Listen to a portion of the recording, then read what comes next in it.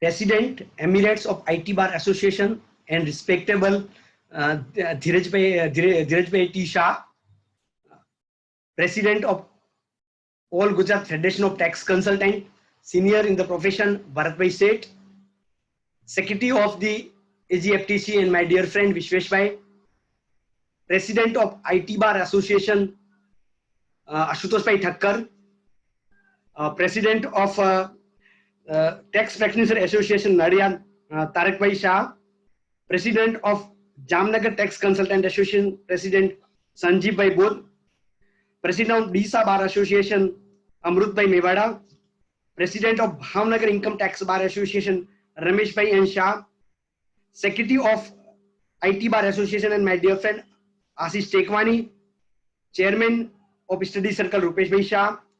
Again, my dear friends, and always when we meet, highly appreciate Chairman of Webinar Committee, Karthik Bhai Bisha, giving for nice introduction, Murdal Bhai Vakil, and senior in the profession and respected members. It's given me immense pleasure to be amongst you. તમારી વચ્ચે આજે આવીને મને બહુ જ આનંદ થાય છે. Intellectual property. I will try to explain what is a physical assets and right thereon, and what is a intangible assets, what is a invisible assets and right thereon. Before we understand the intellectual property in detail, I will explain you what is the cost of brand valuation of the few very known brand. The latest report of the Brand Finance and Independent Brand Valuation Consultancy, he gives the first brand value of Tata Group having $19.6 billion.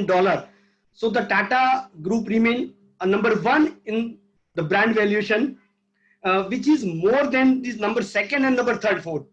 The number second is the Life Insurance Corporation having $7.3 billion cost, and Infosys is the number third having $6.5 billion. In Tata Group ni brand value vadare છે, that is the $19.6 billion, which is the greater than the combined strength of LIC and Infosys. And the number fourth is State Bank of India having $5.97 billion, the largest and the oldest commercial bank in India. So you can see what is the cost of brand and the amount involved in that.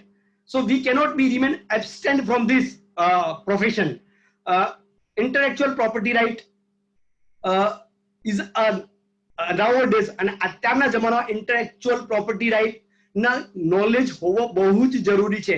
As a profession, as a chartered accountant, as an advocate, and as a company secretary, we all can provide consultancy services and litigation services to the corporates and the trademark owner. Again, I will give you some example of the merger take place in the commercial world. The Vodafone India and the Idea Cellular merger. Vodafone taken the 45% stake and 26% stake in the new VI company, because they have to compete a Jio. Telecom સેક્ટરમાં જેવી રીતે જીઓની entry થઈ તો બીજા બધાને એક થવું પડ્યું કે Vodafone India and Idea Cellular, આ બંને કુમાર મંગલમ બિરલાની કંપની ને વોડાફોન બંને એક થઈ ગયા to compete with the Jio. Now comes to the automobile industries. Tata group acquire, मतलब Ratan Tata acquire a brand Jaguar Land Rover from Ford Motor with a payment of rupees $2.3 billion. When the Ford Motor was incurring losses, and that time Ratan Tata gave a proposal to the Ford Motor that I would like to acquire your brand and I will pay you $2.3 billion. You will surprised to know that after payment of $2.3 billion to the Ford Motor, Tata is still doing a profit on this brand. So you know the amount expenditure for purchase of brand, and after paying such a great amount, still they are incurring the profit. Same way I will talk to the business of retail chain business. You know, Walmart and Amazon both are the retail sector. Walmart acquired a Flipkart with the payment of $16 billion to compete Amazon. So Walmart want to compete with the Amazon in the retail chain market, they pay $16 billion to the Flipkart. Same way in the transport business or in traveling business, Zomato acquire Uber Eats with the payment. Ola acquired Taxi for sure. In food industry, Zomato acquired Uber Eats with a brand value of 2,492 crore rupees. Again, a very known brand. I and you all aware of the known brand Hamor ice cream in the Gujarat. The Lotte confectionery of the South Korea had paid 1,020 crore rupees to the Hamor brand to purchase of the Hamor brand ice cream. તમે હું જાણો છું કે જે લોટે confectionery south કોરિયાની company છે એને ગુજરાતની હેમોર brand ice cream ને પરચેસ કરવા માટે 1020 કરોડ રૂપિયા ચૂક્યા છે. How can you imagine the amount involved? Out of 120 crore rupees, 80 crore was only for the purchase of assets and remaining amount paid for the purchase of brand value. So in this market, the brand is a very important role. After acquiring a brand, you can earn a profit because of the name itself of the Hamor. Again, our own case of Rajkot brand company, the name of company is Ban India Limited. Ban India Limited having of more than 500 trademark. In 500, there was one trademark of Sesa Oil. They create a new company with investment of True North PE company, invested 1,250 crore rupees to acquire a controlling stake in the Sesa Oil Care Private Limited. Still a remaining part with the Maulik Ukani. So you know the what the company and the corporate is paying for the brand. You know, with this example, તમે હું બંને જાણો કે is it possible without the help of professional, with the help of advocate, with the help of chartered accountant, with the help of company secretary, this deal has been possible? क्या આપણા profession ના involvement વગર આ deal possible છે? Who will do the valuation? Who will draft the transfer agreement? Who will compliance with the trademark authority? Who will compliance with the patent authority? Who will comply with the GI authority? So here is a role of professional is a very, very important role, because the valuation one is the very, very important part of the intellectual property right in commercial dealing.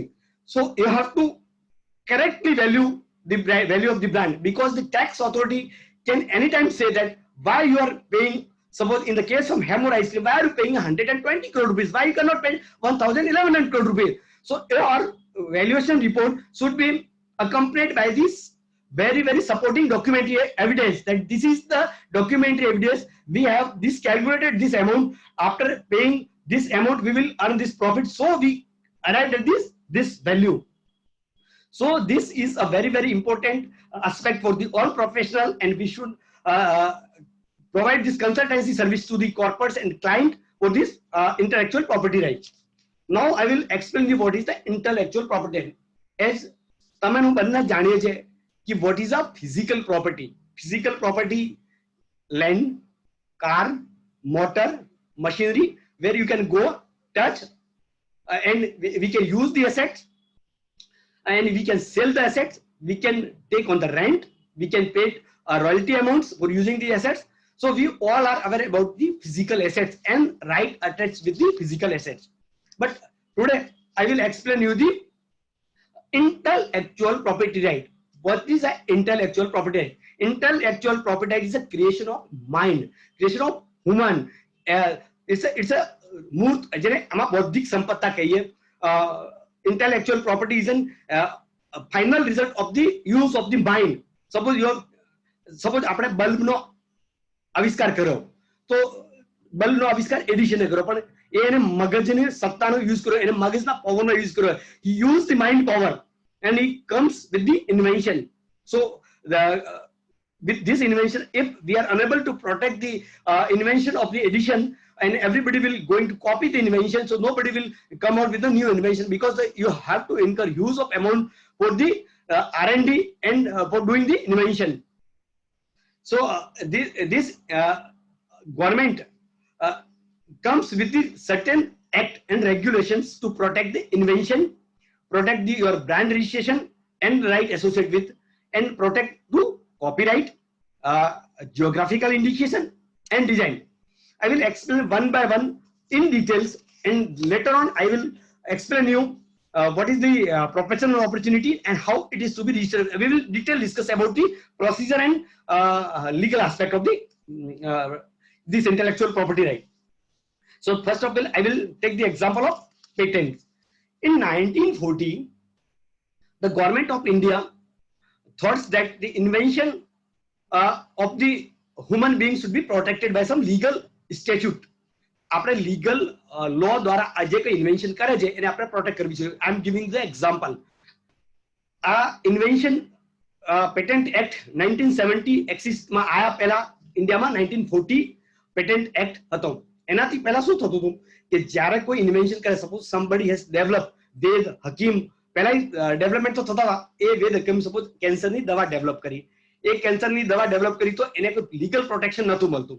એ શું કરતો હતો કે એ suppose હિમાલયની પહાડો ઉપર ગયા, ત્યાંથી કઈ જડીબુટી લાયા, સમુદ્રમાંથી કઈ જડીબુટી લાયા, મિક્સ કરીને કેન્સરની ડેવલપમેન્ટ કરી અને લોકોને આપતા હતા. બટ એને ડર હતો કે suppose I will disclose the formula of the my invention, somebody will copy and my right will be deprived. So એના લીધે શું થતું હતું કે જે રીતે વેદ જીવિત હોય ને એ એમના પરિવારને એ ફોર્મ્યુલા આપી દે તો સારું, નહીં તો as the die with the inventor formula will also die. એટલે લોકોને એઝ અ સોસાયટી કોઈને રાઈટ ના મળે, એ રાઈટ જતા રહે, આ ઇન્વેન્શનની સોસાયટીને કશું જ બેનિફિટ નહીં થાય. So government come with the legislative that in India Patent Act, they've come with the Patent Act 1970 where they protect the right of inventor. Inventor ના જે right હોય, inventor જે invention કરી છે એની પાસે એને જે ખર્ચા કર્યા છે, જે cost incur કરી છે, જેનો time આપ્યો છે, એને protect કરવામાં આવે છે. Again, next is the trademark. Trademark again is an આપણે ગુજરાતીમાં કહીએ તો હુલામણા નામથી brand, logo, alphanumerical taglines, colour combinations, એ બધા જ ટ્રેડમાર્કના પાર્ટ છે. એ ટ્રેડમાર્ક એક્ટમાં ટ્રેડમાર્ક એક્ટ 1999 માં પ્રોટેક્ટ થાય છે. એથી પહેલા ઇન્ડિયામાં ટ્રેડમાર્ક એક્ટ 1958 હતો જે અબોલિશ થઈ ગયો છે અને અત્યારે એક્સિસ્ટન્સમાં ટ્રેડમાર્ક એક્ટ 1990 છે. Again I will explain the geographical indication. Geographical indication is came in year 1999. Geographical indication નો મતલબ કોઈ પણ વસ્તુ ફેમસ છે બીકોઝ ઓફ એની ભૌગોલિક સ્થિતિના કારણે, એની જ્યોગ્રાફિકલ સ્થિતિના કારણે. સપોઝ આપણે કહીએ કે આગ્રાના પેઠા, તો આગ્રાના પેઠા એટલા માટે ફેમસ છે કે એ આગ્રાના છે. રતલામી સેવ એટલા માટે ફેમસ છે કે રતલામથી છે. આપણે અલ્ફાન્સો મેંગો એટલા માટે ફેમસ છે કે એ અલ્ફાન્સો સપોઝ રત્નાગીરીથી આવે છે. પાટણના patola, Darjeeling T, all these are famous because of the certain geographical area. આ એરિયામાં એટલા માટે કે સપોઝ આપણે રતલામની સેમ આપણે અમદાવાદમાં પણ બનાવી શકીએ, પણ એ ટેસ્ટ તમને ના આવે કેમ કે ત્યાંના હવા પાણી, પાણીનો ટેસ્ટ, હવાનો ટેસ્ટ, એના લીધે એ એની ક્વોલિટી ને જે આવતી હોય એ બીકોઝ ઓફ ધી ભૌગોલિક પરિસ્થિતિને કારણે આવતી હોય. એટલે એ લોકોના જે રોજગારમાં ઇન્વોલ્વમેન્ટ હોય એ લોકોને સરકાર કેવી રીતે પ્રોટેક્ટ કરે છે, એટલા માટે સરકાર come with the Geographical Indication Act. Again, Design Act. તમે બધા જાણો છો કે એવરીથિંગ ઇઝ રજિસ્ટર્ડ. એક કારની ડિઝાઇન, મોબાઈલની ડિઝાઇન, ઘડીની ડિઝાઇન, એસીની ડિઝાઇન, કમ્પ્યુટરની ડિઝાઇન, એવરીથિંગ ઇઝ રજિસ્ટર્ડ. તમે શર્ટ પહેરી છે એની ડિઝાઇન, તમારે you are come with the new shirt design, એ પણ રજિસ્ટર થાય છે. Everything is registered. So you cannot copy of the design of someone else. એટલા માટે આપણને ડિઝાઇન એક્ટનો કાયદો ખબર હોવો જોઈએ. આપણી પાસે કોઈ ક્લાયન્ટ આવે, જો એ નવું પ્રોડક્શન લાઈનમાં જવા માંગતો હોય ને એ જો નવું પ્રોડક્ટ ડેવલપ કરતા હોય ને એને કશું ખબર જ ના હોય કે હું કોઈ જે પ્રોડક્ટ બનાવી રહ્યો છું, જે ડિઝાઇન ડેવલપ કર્યું છે એમાં કોઈ બીજાની કોપી થાય છે ને મારે આ આખી પ્રોસેસ કર્યા પછી મારે આ પ્રોડક્શન બંધ કરવાનો વારો ના આવે. એટલા માટે we should aware them about the design of the product. Again, I will ask about the patent. What is a patent? Patent which is new to the world, which is non obvious, मतलब routine વસ્તુ જે આપણે કહીએ કે આમ 2+2 4 જ થાય છે, એમાં કંઈ પેટર્ન ના રહે, પણ નોન ઓબ્વિયસ હોવી જોઈએ, એ જગ જાહેર ના હોવી જોઈએ, એને આપણે પેટર્ન કરી શકીએ. એ pattern which is new to the world, એના માટે એ લોકો ઇન્વેન્શન કર્યું હોય, કોર્પોરેટે ઇન્વેન્શન કર્યું હોય, કંપની ને એમ્પ્લોય ઇન્વેન્શન કર્યો હોય, યા ઇન્ડિવિજ્યુઅલ ઇન્વેન્ટરે એના માટે ઇન્વેન્શન કર્યો હોય, તો એને પ્રોટેક્ટ કરવામાં આવે છે. So now all these are the intellectual property right. એ પ્રોપર્ટી રાઇટ હ્યુમન નેચરના કારણે, હ્યુમન થોટ્સના કારણે, ક્રિએશન ઓફ માઇન્ડના કારણે એ જ રાઇટ આપણને મળે છે. Even though these right are invisible right, but they have a great value. તમે હું બધા જાણો છો કે હવાનું અસ્તિત્વ દેખાતું નથી, પણ હવાના અસ્તિત્વ વગર whether we can live without air, આપણે હવા વગર જીવી શકીએ ના. We cannot live without air, but we cannot deny the existence of the air. So we should live in the commercial world with the access of intellectual property right, and we should know the cost of intellectual property right, and how to protect, how to renew, how to acquire, where to acquire from, who will assist in this intellectual property right. So I will give you the some professional opportunity associated with the intellectual property right. First of all, the professional service in relation to IPR application filing and renewal. Intellectual properties is nowadays completely online છે. Trademark, copyright, patent, design and integrated circuit, આ બધા જ એક જ પોર્ટલથી online application થાય છે. That is intellectual property ipindia.nic.in, controller general of trade. આ એક જ વેબસાઇટ છે, એના ઉપરથી આ ચારે ચાર એપ્લિકેશન થાય છે, એક્સેપ્ટ કોપીરાઇટ. કોપીરાઇટ એપ્લિકેશન દિલ્હીથી થાય છે. કોપીરાઇટમાં ફિલ્મનો કોપીરાઇટ, મ્યુઝિકનો કોપીરાઇટ, ઓથર, એનિમેશન, સોફ્ટવેરનો copyright, A this are the all copyrights. A copyrights માટે આપણે દિલ્હીથી લેવા પડે. We can also do the copyright of the brand. I will explain in the later stage. So you can provide the all professional service in relation to IPR application and filing and renewal. કેમ કે આ દરેકે દરેક right renewable છે. Trademark 10 years સુધી valid છે, ને and every 10 year infinite time સુધી તમે રિન્યુઅલ કરાવી શકો છો. એ તમારે રિકરિંગ નેચરનું કામ છે. એવરી 10 year તમારી પાસે ક્લાયન્ટ્સ આવવાનો છે, એનું કામ તમારે કરવાનું છે. આઈપીઆર એપ્લિકેશન કરવા માટે કઈ અત્યારે ઓનલાઈન પોર્ટલ હે, તો એના માટે ખાલી આપણે ડીએસસી જોઈએ, જે ડીએસસી બધાની પાસે, લગભગ બધા ક્લાયન્ટો પાસે હોય છે. પહેલા શું થતું હતું કે સ્પેસિફિક ડીએસસી ક્લાસ 3 ક્લાસની ડીએસસી જોઈતી, જેની કોસ્ટ બહુ વધારે આવતી હતી. એના લીધે આ આપણા આઈપીઆર નું કામ બહુ ફેમસ નથી હતું, કેમ કે લોકોને બહુ ઇન્ટરેસ્ટ નતો, ને બીજું કોમ્પ્યુટરાઇઝ નતો. આ કમ્પ્લીટ પ્રોસેસ કોમ્પ્યુટર નથી. એના લીધે એક ટ્રેડમાર્ક કરવામાં તમારે 4-5 વર્ષ જાય, 3-4 વર્ષ જાય. એના લીધે લોકો હેરાન પરેશાન થઈ જતા હતા, ને કોઈ પણ પ્રોફેશનલ એવું લાગે કે આ કામ કરવા જેવું નથી, કેમ કે એના આપણે ડિપાર્ટમેન્ટમાં જઈએ તો કોઈ પ્રોપર આન્સર ના મળે. But I will give you one very very important date. 1/1/1995, 1st January 1995, where India has signed the WTO agreement. WTO agreement ને પહેલા આપણે ગેટના નામથી ઓળખતા હતા, જેને ટ્રેડ એન્ડ ટેરિફ. 1/1/1995 માં 140 કન્ટ્રી આપણા સાઇન કરવાથી પહેલા 140 કન્ટ્રી WTO ને સાઇન કરી ચૂક્યા હતા, જ્યાં તમને 10 વર્ષનું તમને પીરિયડ આપવામાં આવ્યો હતો, ગ્રેસ પીરિયડ, કે you have two modified your IPR law in your country according to matching with the international harmony. જે વર્લ્ડમાં IPR G5 કન્ટ્રીઝના છે, જો G5 countries on top level, they are the જનેતા આપણે કહીએ કે IPR ના. તો WTO એગ્રીમેન્ટ્સ 140 કન્ટ્રીને ઇન્ડિયા સાઇન કરી હતા, અને India was the 141th country who sign the WTO agreement. જે WTO એગ્રીમેન્ટમાં તમારો ઇન્ડિયાના રાઇટ ને તમારે ઇન્ટરનેશનલ રાઇટ એક્ટની વચ્ચે હાર્મોની હોવી જોઈએ. જેમ કે પહેલા ઇન્ડિયાના ટ્રેડમાર્ક ક્લાસ જુદા હતા, but after signing the WTO agreement you have to come with the harmony of the classification of classes. As per the section 7 of the trademark in 1999, there are the 45 class. So 45 class India માં પણ 45 class છે. So UK में करावा जाओ तो 45 છે. That is called a nice classification. So you can go everywhere in the world where there were only 45 class. So your law should not be contradict with the law of other countries. So you have to make the law in such a fashion that your law will be harmonized with the international law. So they have signed the agreement in 1st January 1995. After 10 years, that is જે agreement જ્યારે sign કર્યો, that year was the great day for India, because એ દિવસથી India માટે લિબરલાઇઝેશન પોલિસીની શરૂઆત કરી હતી. એ વખતે સાઇન કરતી વખતે ઇન્ડિયાના ફાઇનાન્સ મિનિસ્ટર હતા doctor Manmohan Singh. He was the first man who signed this agreement as a finance minister of India, and the liberalization જન્મદાતા કહીએ ઇન્ડિયામાં તો પીવી નરસિંહ રાવ સાહેબ ભારતના પ્રધાનમંત્રી હતા. એના પછી મનમોહન સિંહજી પણ પ્રાઇમ મિનિસ્ટર રહ્યા.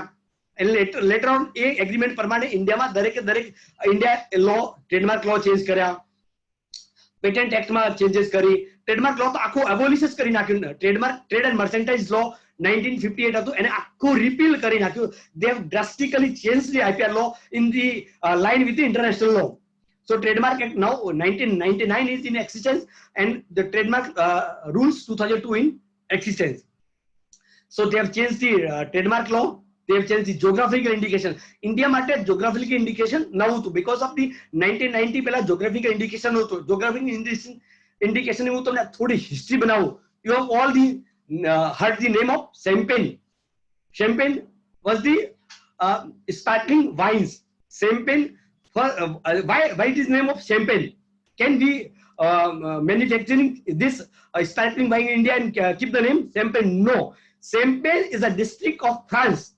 France નો એક ડિસ્ટ્રિક્ટ છે શેમ્પેન નામનો, અને એ પ્રોડક્ટ ફર્સ્ટ શેમ્પેન ત્યાંથી ડેવલપ થઈ હતી. ને એ ભૌગોલિક હિસ્સાને કારણે, એ જ્યોગ્રાફિક હિસ્સાને કારણે હજી સ્ટીલ એનું નામ શેમ્પેન ત્યારે જ હોય જ્યારે એ ત્યાંથી આપણે ફ્રાન્સના એ શેમ્પેન ડિસ્ટ્રિક્ટથી આવતી હોય. That was the first example of champagne of the geographic indication. And then ઇન્ડિયામાં અત્યારે લેટેસ્ટ જ્યોગ્રાફિક ઇન્ડિકેશનના ઘણા બધા ડેવલપમેન્ટ છે. I will explain you when I will explain the one by one law. I'm telling about the professional opportunity in relation to IPR application filing and renewal. The second is the brand management. Suppose a company कोई trademark करायो, एक करायो, બે करायो, pharma company में 100, 200, 300, 500, 500 હોય છે. And every time એને ટ્રેડમાર્ક જર્નલ ચેક કરવી પડે, કેમ કે દર અઠવાડિયે every 7 days the registry of trademark come out with the new journal where they publish the proposed trademark comes to the registry for the trademark registration. So every time you have to check the journal કે મારે મળતો જુતો નામ કોઈ બીજાએ copy તો નથી કર્યા, કોઈ બીજો ટ્રેડમાર્ક એને કરવા માટે તો માર્કેટમાં નથી આવ્યો. So you have to take corporate has to check every time, એના સ્ટાફને every time એને એન્ગેજ કરવો પડે. But this kind of service we can provide. I and the advocates and the chartered accountant can also provide. You have to take some software. With the help of software, you can find the resemble same name in the published in the IPR journal. So we can charge per brand fee with the clients, and we can take the annual contract. So there is a scope of the brand management for the trademark and client or IPR rights. And again, the startup and IPR. You know, startup is an creation of idea. There is less chances of a physical asset, but startup, suppose Ola, Uber, Zomato, Swiggy, all are the good example of the startup. Where the, suppose I am giving the example of Ola or Uber. Suppose I am traveling in the Ola or Uber, or my daughter is traveling in the Ola or Uber. I will rest assured that those person who's driving the car having a detailed numbers, photographs, and his car number with the Uber itself. So there is a less chance of any unfortunate આપણે કઈ એના દુર્ઘટના ઘટવાની કે એની સાથે કોઈ mischief થવાની સંભાવના ઓછી છે. એટલે આપણને જ્યારે આ રેપ્યુટેડ બ્રાન્ડમાં એ લોકો ટ્રાવેલિંગ કરતા હોય, આપણા છોકરા કે આપણા ઘરવાળા, તો આપણને શાંતિ હોય છે. હવે ઓલા ઉબેર પાસે શું હોય? ઓલા ઉબેર પાસે ડેટા હોય, કસ્ટમરના ડેટા હોય, સોફ્ટવેર હોય. હવે તમારી એક ડ્રાઈવર છે, એની પાસે કાર છે, પણ એની કાર ક્યારે હાયર થાય એ કને ખબર નહીં. પણ આ because of the technology, because of the software, because of this data bank, Ola Uber provide the software and the details about the customer, clients and consumer. So a taxi owner, એ જે taxi owner છે એની ગાડી ઓલા જ્યારે આપણે suppose travelling કરવું છે તો આપણે સોફ્ટવેરમાં જઈને એપ ઉપરથી બુક કરીએ કે મારે આ એરપોર્ટથી ઘરે જવું છે અને મારે ગાડી જોઈએ છે, તો એ જે એરિયામાં જેટલી કાર હોય એ કારને એ મેસેજ જાય ને એ રિસ્પોન્ડ કરે ને ગાડી ત્યાં એરપોર્ટ આવે છે, ઘેર જાય છે ને એઝ પર ધ મીટર, એટલે આપણને કન્ઝ્યુમર નહીં બિલકુલ ચીટિંગ ના થાય, એ એમાઉન્ટ દેખાડી દે છે કે મારે કેટલા પૈસા આપવાના છે ને ડ્રાઈવરને ખબર હોય કે મારે કેટલા પૈસા, એ રૂટ ડાયવર્ટ ના કરી શકે. એટલે જ્યારે પેસેન્જર ગાડીથી નીચે ઉતરે છે તો એ એમાઉન્ટ એને ચૂકવી દે છે ને ઓલા ઉબેર કંપની શું કરે છે, એ એમનું કમિશન રાખી બાકી એમાઉન્ટ એ લોકોને પાછું આપી દેશે. So this is an great example of the startup company. તો સ્ટાર્ટઅપ કંપની માટે ગવર્મેન્ટ પણ બહુ જ પ્રોએક્ટિવ રોલ કરે છે, સ્ટાર્ટઅપ કંપનીને પ્રમોટ કરવાનું ટ્રાય કરે, બીકોઝ વર્લ્ડમાં જેટલા પણ ડેવલપ કન્ટ્રી છે આઈડિયાને રિસ્પેક્ટ આપે છે, નવી ઇન્વેન્શનને રિસ્પેક્ટ આપે છે. જો આપણે કમ એમાઉન્ટ લગાડવાથી વધારે બિઝનેસ થતો હોય તો લોકો પૈસા લગાડવા માટે ઓલવેઝ રેડી હોય છે. એમને એવું દેખાય કે મારે આ સ્ટાર્ટઅપ બિઝનેસ ખરીદવાથી, આ સ્ટાર્ટઅપમાં ઇન્વેસ્ટમેન્ટ કરવાથી, પ્રાઇવેટ ઇક્વિટી લગાડવાથી મને કેટલી amount, how amount I can earn. So there is no એમાં કઈ પ્રોબ્લેમ નથી કે આપણને ઇન્વેસ્ટર ના મળી જાય. Investor is always ready to invest amount in such A great earning company. So this is the area of startup. એમાં સરકાર ઇન્ટેલેક્ચ્યુઅલ પ્રોપર્ટી રાઇટ કરવા માટે પણ ઘણી સુવિધાઓ આપે છે. એમાં ગવર્મેન્ટ ફી પણ સરકાર અડધી લે છે ને પ્રમોટ કરે છે. નાઉ આપણા મોદીજી અત્યારે થોડા દિવસ પહેલા જ કીધું, you should be vocal for local. તમારે લોકલ બ્રાન્ડને ડેવલપ કરવાની. તમે ફોરેન થી, ભલે આત્મનિર્ભર ભારતમાં તમે ફોરેન થી ઇમ્પોર્ટ કરો, અમુક પાર્ટ્સ, અમુક પ્રોડક્ટ તમે ઇમ્પોર્ટ કરો, પણ some rest of the product to be manufacture in India, make in India. ઇન્ડિયામાં તમે બનાવો, ટેકનોલોજી ઇન્ડિયામાં લાવો. અમે તમારી જોડે પ્રોડક્ટ ખરીદીએ, પણ મારે ઇન્ડિયાના લોકોને રોજગાર આપવાનો છે. મારે ઇન્ડિયાના લોકો કોઈના ઉપર નિર્ભર ના રહે, અમારે આત્મનિર્ભર થવું છે. સપોઝ આપણે રાફેલ ઇન્ડિયા ફ્રાન્સ જોડે લીધા, બટ એના સાથે આપણે ટેકનોલોજી પણ લીધી, એ રાફેલ અમુક સપ્લાય કરશે અને બાકી રાફેલ ઇન્ડિયામાં બનશે. એવી ઘણી બધી ડીલ ગવર્મેન્ટે કરી છે જે આપણા ભારતમાં મજબૂત કરવા જાય, ભારતની અર્થવ્યવસ્થાને મજબૂત કરશે. અર્થવ્યવસ્થા ક્યારે મજબૂત થશે? જ્યારે લોકોને, ભારતના લોકોને ટેકનોલોજી ખબર પડે, ભારતના લોકોને રોજગાર મળે અને ભારતના બિઝનેસમેન એનાથી કમાય. કેમ કે ભારતમાં કન્ઝ્યુમર માર્કેટની કોઈ પ્રોબ્લેમ નથી, હ્યુજ માર્કેટ છે. તો એ માર્કેટમાંથી આપણા લોકોને રોજગારના, આપણા વેપારીઓ કમાય, આપણા ઇન્ડસ્ટ્રીઝ કમાય, આપણી કોર્પોરેટ્સ કમાય, તો શેર હોલ્ડરને ડિવિડન્ડ છે, તો આપણી સંસ્થા યા કોઈ બી કંપની મજબૂત થશે. નેક્સ્ટ રીઝન આઈપીઆર વેલ્યુએશન, ઇન્ટરએક્ચ્યુઅલ પ્રોપર્ટીની જેટલી પણ ડીલ મેં તમને એક્ઝામ્પલ આપી, એ મેં તમને ઉદાહરણ આપે, એમાં એમાઉન્ટ કેટલી વોલ્યુમિનસ એમાઉન્ટ છે, એમાઉન્ટ કેટલી મોટી છે, એ વેલ્યુએશન કરવા માટે પ્રોફેશનલની જરૂર પડે. જો પ્રોફેશનલ ના હોય તો એ વેલ્યુએશન ના આવે. તમારે એક્સ કંપની બ્રાન્ડ સેલ કરવા માંગે છે, બાય ખરીદવા માંગે, પણ આ બંને વચ્ચે એક સર્ટેન એમાઉન્ટ તો ડિરાઈવ કરવી જ પડે આપણે, કે એટલી એમાઉન્ટ ની એની કોસ્ટ છે. એ કોસ્ટ માટે valuation, who knows other than chartered accountants or advocates or company secretary? આપણે એડવોકેટ્સ, ચાર્ટર્ડ એકાઉન્ટન્ટ્સ ખબર હોય કે આપણે ડિસ્કાઉન્ટેડ કેશ ફ્લો કેટલો થવાનો છે, એનું સેલ કેટલું થવાનું છે. સપોઝ લાસ્ટ 10 યરમાં મારું આટલું સેલ થયું, મારું પ્રોજેક્શન 10 વર્ષ કર્યા પછી આ સેલ થશે, એનો પ્રોફિટનો રેશિયો આ હતો, આટલું વોલ્યુમ છે, હજી આ માર્કેટ કેપ્ચર કરી શકાય છે. તો એના ઉપરથી એક વેલ્યુએશન નક્કી થાય. આ વેલ્યુએશન આવ્યા પછી આપણે ટેક્સ પ્રોફેશનલની હેલ્પ લેવી પડે, કેમ કે ખરીદનાર ને વેચનાર વચ્ચે ટેક્સ ઓથોરિટી આવી જાય. આપણે કોઈ પણ બ્રાન્ડ ખરીદ્યો હોય તો આપણે વેચીએ, સેલરને કેપિટલ ગેઇન લાગે. સો કેપિટલ ગેઇન લગાડવા માટે what is the correct amount, આપણે જે કંઈ વર્કિંગ કરીએ it should be backup by the some documentary evidence. જો આપણી પાસે ડોક્યુમેન્ટરી એવિડન્સ ના હોય તો ટેક્સ ઓથોરિટીને આપણે સેટિસ્ફાય ના કરી શકીએ. We cannot satisfy the arrow, we cannot satisfy the tax authority. So there is a chance of litigation of the tax matter. So tax મેટરમાં તમે હું જે આટલા લગભગ સાંભળે છે બધા જ ટેક્સ મેટરમાં ઇન્વોલ્વ છે ને એમને આ ટેક્સ મેટર જાણવું બહુ જ જરૂરી છે. અગેન ધી આઈપીઆર અસાઇન્ડ થાય છે. જે રીતે આપણે પોતાની પ્રોપર્ટી સેલ કરીએ, ફિઝિકલ પ્રોપર્ટી સેલ કરીએ તો આપણે ક્યાં જઈએ? રજિસ્ટ્રાર ઓફ પ્રોપર્ટી પાસે, જે આપણે રજિસ્ટ્રાર હોય એની પાસે જઈએ, આપણે દસ્તાવેજ લઈ જઈએ, બાયર સેલર બંને જઈને પ્રોપર્ટી એક કોસ્ટ એમાઉન્ટ નક્કી કર્યા પછી આપણે ટ્રાન્સફર કરીએ. તો એગ્રીમેન્ટ કોણ બનાવે? એડવોકેટ બનાવે. એ સેલ ડીડ કોણ બનાવે? એડવોકેટ બનાવે છે. ક્લાયન્ટ સાથે કોણ જાય? એડવોકેટ જાય. In the same way physical asset આપણે સેલ કરીએ એ જ પ્રમાણે ઇન્ટરએક્ચ્યુઅલ પ્રોપર્ટી પણ સેલ થાય છે. ઇન્ટરએક્ચ્યુઅલ પ્રોપર્ટી સેલ થાય તો આના માટે ટ્રાન્સફર ડીડ જોઈએ, એની બાયરની ડિટેલ જોઈએ, સેલરની ડિટેલ જોઈએ, આઈપીઆરની ડિટેલ જોઈએ, એની વેલ્યુએશન માટે સ્ટેમ્પ ઓથોરિટી વચ્ચે આવે, એની સેલ વેલ્યુ પર કેટલો સ્ટેમ્પ લાગવાનો છે. તો all this are provide service provide by the advocates. એના પછી assist in the IPR litigation. There is a good chance for the advocate friends. There is a matter of litigation. Suppose somebody is doing the copy of some reputed brand. ને એ બ્રાન્ડમાં આપણે litigation થાય તો જે infringement કરે છે એને notice આપવાની, એનો કોર્ટમાં કેસ લડવાનો એ એડવોકેટ કરી શકે છે. ને I will explain the rule 150 and rule 151 of the trademark rule 2002 later on. Who can do the practice, who can provide the service, and to what extent involvement of the chartered accountant and what extent involvement of the advocate. I will explain you later. Aware of the client. આપણે ક્લાયન્ટને IPR matter ઉપર તમે assist કરી શકો. ક્યારે assist કરો? જ્યારે તમે આ IPR મેટરને સારી રીતે જાણતા હશો. IPR વિશે તમે જાણતા હો કે what is a trademark, what is a copyright, what is a patent, what is a design, what is a geographic indication, and what is ASIAI circuits. એ તમને જો ખબર હોય તો તમે ક્લાયન્ટને ધંધામાં હેલ્પ કરી શકો છો. you can be a total business solution provider. અત્યાર સુધી તમે હું જે આપણે સાંભળી રહ્યા છે, we both are as a chartered accountant or as an advocate, we are mostly involved in the compliance work. Compliance work એટલે આપણે ITR રિટર્ન કેવી રીતે ભરવાનું, એને ટેક્સ કેવી રીતે કેલ્ક્યુલેટ કરવાનું, એની હિયરિંગ અટેન્ડ કરવાની ને ટેક્સ મેટરની એડવાઇસ આપવાની.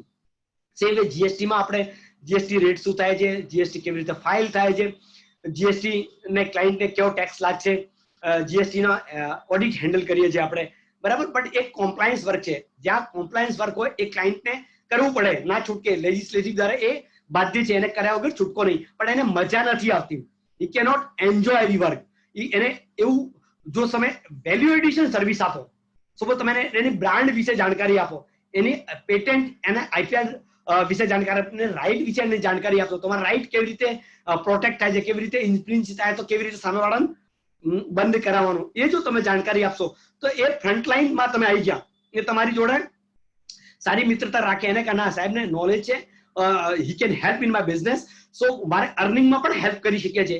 કેમ કે દરેક કોર્પોરેટ્સમાં યા દરેક કંપનીમાં સેલ્સ ટીમની વેલ્યુ એકાઉન્ટિંગ ટીમ કરતી વધારે હોય છે.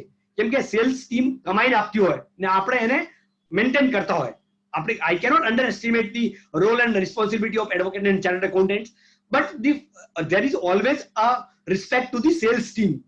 આપણે જ્યારે કંપનીમાં હોય ત્યારે એમડી મીટિંગ, વધારે પડતી મીટિંગો એની સેલ્સ ટીમ જોડે હોતા હોય. ટાર્ગેટ સેટ કરતા હોય, અચીવમેન્ટ કરતા હોય, એની માર્કેટિંગ પોલિસી ફ્રેમ કરતા હોય, એડવર્ટાઇઝમેન્ટ પોલિસી ફ્રેમ કરતા હોય. કેમ કે એને એમાઉન્ટ એડવર્ટાઇઝમેન્ટ એટલા માટે કરવી પડે કે એની પ્રોડક્ટ વેચાય, લોકો સુધી રીચ પહોંચે, એનું કન્ઝ્યુમર નેટ વધે. એના માટે એક સતત ને સતત, ઇવન ધો from Mukesh Ambani to small businessmen, always are interested how to grow, how to increase sale, how to increase business.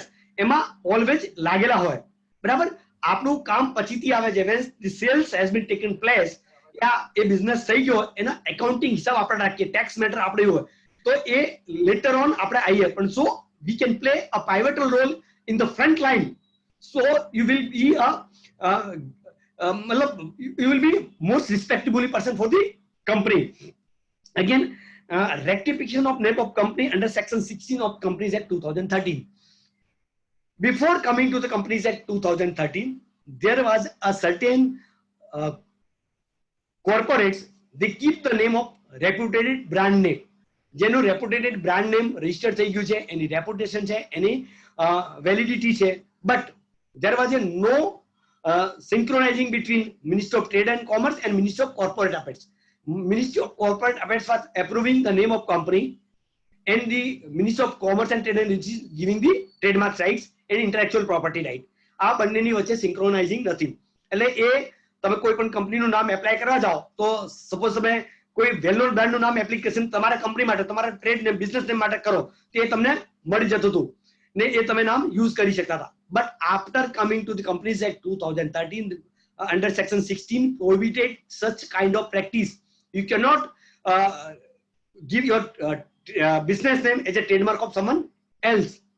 હું તમને એક એક્ઝામ્પલ આપું છું. You know, Amul is a big brand of the marketing federation of Amul Doodh, Amul Butters, Amul Cheese, very famous brand. But somehow Amul has been registered for the Amul undergarments also. But nowadays it is not possible. Again, the Trademark Act 1999 come with the well known trademark. Before Trademark Act 99, there was a chance of imitation of the well known trademark, but after coming to this Trademark 99, there is list given by the Registry of Trademark that this name is a well known trademark and you cannot apply for this well known trademark and your name will be not registered, because the well known, so Tata, Bajaj, Bisleri, Britannia, all these are a reputed name and they are registered in most of the all class of the trademark. Suppose Patanjali, so you cannot apply for the reputed trademark. So there is a rectification of company. Who can apply for? The advocate can apply for. Chartered accountant, go to the regional director of the company and ask them that this has been the name of this company has been approved by your departments, which is my trade name. So kindly cancel suo motu name of the company, or give them instruction to the company to change the name. If you are not change it, you can file the petition for the change of name. So there is a chances of the professional services. Again, GST and the brand registration. You know, in the era of this globalization and one nation, one tax. So governments come with a certain unregistered brand where no GST will be charged, and in the registered brand name there will be charge of the GST. So you must aware the which registered brand has valuation and will charge GST, and what not unregistered brand will no charge of the GST. अगर તમારા client બ્રાન્ડમાં વેચે છે પણ એને બહુ જ એનાથી ફાયદો નથી થતો તો એ GST ભરવાની એને જરૂર નથી. You can advise them to the your brand. યા સપોઝ એનાથી ફાયદો નથી થતો પણ બ્રાન્ડથી તમને ફાયદો થતો, you advise them to register your brand. Again જ્યારે તમે we all are aware that જ્યારે આપણે નવા નામ કંપની ન્યૂ કંપની નેમ રાખવું હોય તો આપણે નવા નામ માટે MCA માં જઈને એપ્લિકેશન કરીએ છીએ, નેમ અવેલેબિલિટીની એપ્લિકેશન કરીએ છીએ. નેમ અવેલેબિલિટીની એપ્લિકેશન કરીએ તો એક ક્વેરીઝ તો નોર્મલ અત્યારે દરેકમાં લગભગ 90% આવે છે કે this is the registered trademark of some L company, so આપકા ये नाम रजिस्टर नहीं होगा, તમારું આ નામ રજિસ્ટર નહીં થશે. આપણા બધાને ખબર છે કે how to apply name availability in the MCA website. Now the MCA website and the IPR website એટલે ipindia.nic.in સિંક્રોનાઇઝિંગ છે. એટલે જ્યારે તમે કોઈ પણ કંપનીના નવા નામ માટે એપ્લિકેશન કરો તો તમને ટ્રેડમાર્ક એક્ટની જાણકારી હોવી જરૂરી છે, નહીં તો તમે કોઈ પણ નામ એપ્રૂવ કરાવી જ નહીં શકો. દરેક વખતે ક્વેરી આવશે અને દરેક વખતે તમારે રિપ્લાય આપવાનો. તમને ડિટેલ નોલેજ હોય કે ટ્રેડમાર્કના 45 ક્લાસ हो जाए, 1 to 34 for the goods and 35 to 45 for the service class હોય છે. જો હું જે નામ એપ્લાય કરું છું એ કોઈના નામ સાથે કન્ફ્લિક્ટ નથી થતું એટલે મને આ નામ મળવું જોઈએ, એ તમે ક્યારે કહી શકો? જ્યારે you should have a knowledge of the intellectual property. Now again one is very important for the chartered accountants, reporting under CARO 2020.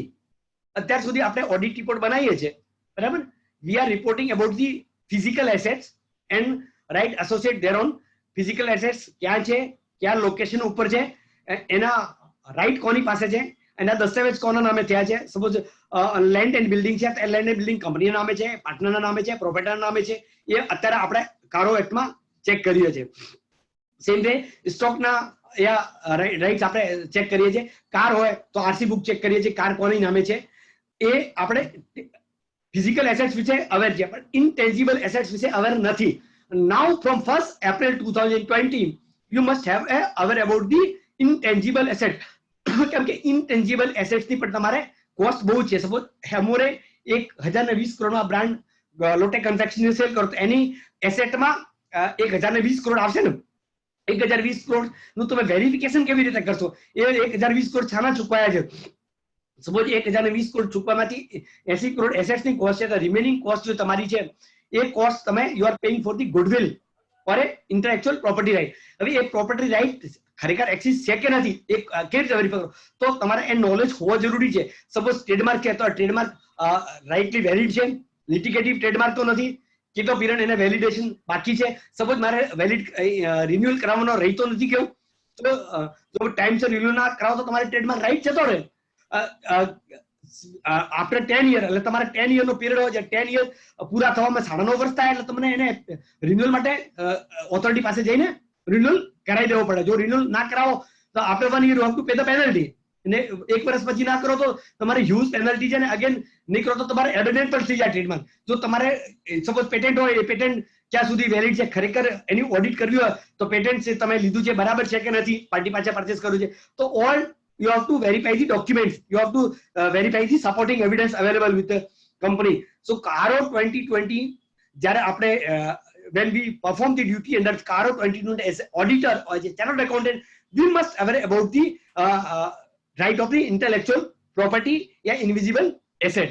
So these are the asset, these are the professional opportunity available in the intellectual property right. And now I come to the one by one step, what is the procedure for registering the intellectual property right.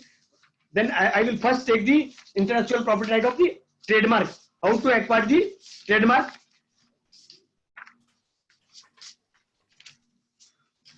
સૌથી પહેલા આપણે trademark act આપણે in details trademark right acquire practical આપણે procedure ઉપર વાત કરીએ એથી પહેલા હું તમને બતાવું કે આ ઓથોરિટી ક્યા જગ્યા છે અને એનું કોણ સંચાલન કરે છે.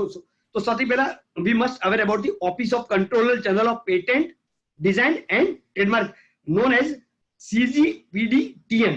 એની હેડ ઓફિસ નાગપુરમાં છે. Rajiv Gandhi national institute for intellectual property right and management આખું સંચાલન ત્યાંથી થાય છે. એના આ ત્રણેય ડિપાર્ટમેન્ટ એટલે હું તમને કહું પેટન્ટ ડિઝાઇન ટ્રેડમાર્ક GI ને ઇન્ટિગ્રેટેડ સર્કિટ આ ત્રણેયનું ડિપાર્ટમેન્ટ એક જ છે. આ ચારેયનું ડિપાર્ટમેન્ટ એક જ છે. હવે ઇન્ડિયામાં પેટન્ટ ઓફિસ ક્યાં છે? ઇન્ડિયામાં પેટન્ટ ઓફિસ કોલકાતામાં છે, દિલ્હીમાં છે, ચેન્નઈમાં છે ને મુંબઈમાં છે. એટલે ઇન્ડિયામાં ચારે મહાનગરમાં પેટન્ટની ઓફિસ છે. ડિઝાઇનની ઓફિસ કોલકાતામાં છે. ટ્રેડમાર્કની ઓફિસ ક્યાં છે? આપણે અમદાવાદ ઇઝ લકી ઇનફ કે આપણી પાસે એક ઇન્ટેલેક્ચ્યુઅલ પ્રોપર્ટી રાઇટની ઓફિસ છે. બાકી મુંબઈમાં છે, દિલ્હી છે, કોલકાતા છે અને ચેન્નઈ. આ ચાર મહાનગર અલાવા only Ahmedabad is a city where the trademark offices are located. Again, GI ની ઓફિસ નાગપુરમાં ચેન્નઈમાં છે, કોપીરાઇટ રજિસ્ટ્રી દિલ્હીમાં છે. that is a separate department which is not associated with this controller general of patent design and trademark act. and integrated circuit ની office દિલ્હીમાં છે. integrated circuit વિશે હું તમને કહું તો મોબાઈલની સર્કિટ, કમ્પ્યુટરની સર્કિટ એની લાઈવ પણ વિશે આવે ને you cannot copy the integrated circuit. આ તો એનું ટ્રેડમાર્ક આ પેટર્નની ઓફિસો ક્યાં છે ને અને કોણ હેન્ડલ કરે છે.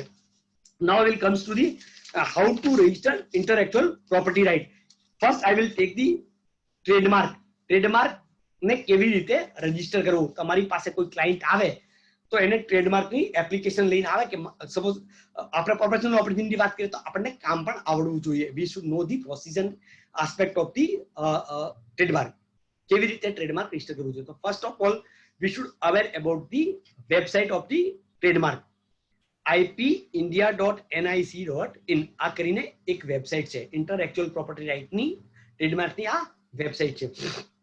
સૌથી પહેલા ક્લાયન્ટ તમારી પાસે આવે કે મારે આ નામ રજીસ્ટર કરવા છે, મારી પાસે 4-5 નામ છે, આ મારી મેન્યુફેક્ચરિંગ છે, આ હું સર્વિસ પ્રોવાઈડ કરવાનો છું. યુ વિલ એડવાઇઝ કે આ ટ્રેડમાર્ક મારે કેવી રીતે રજીસ્ટર કરી શકાય. ફર્સ્ટ ઓફ ઓલ આમાં બે આસ્પેક્ટ હોઈ શકે.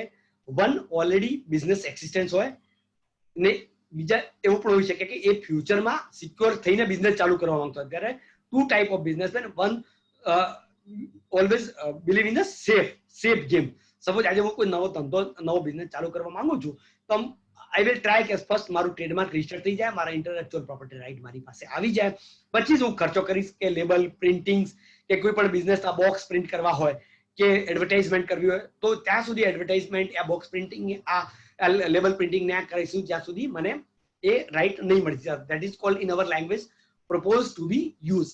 એક યુઝર હોય, એક પ્રપોઝ ટુ બી યુઝર હોય.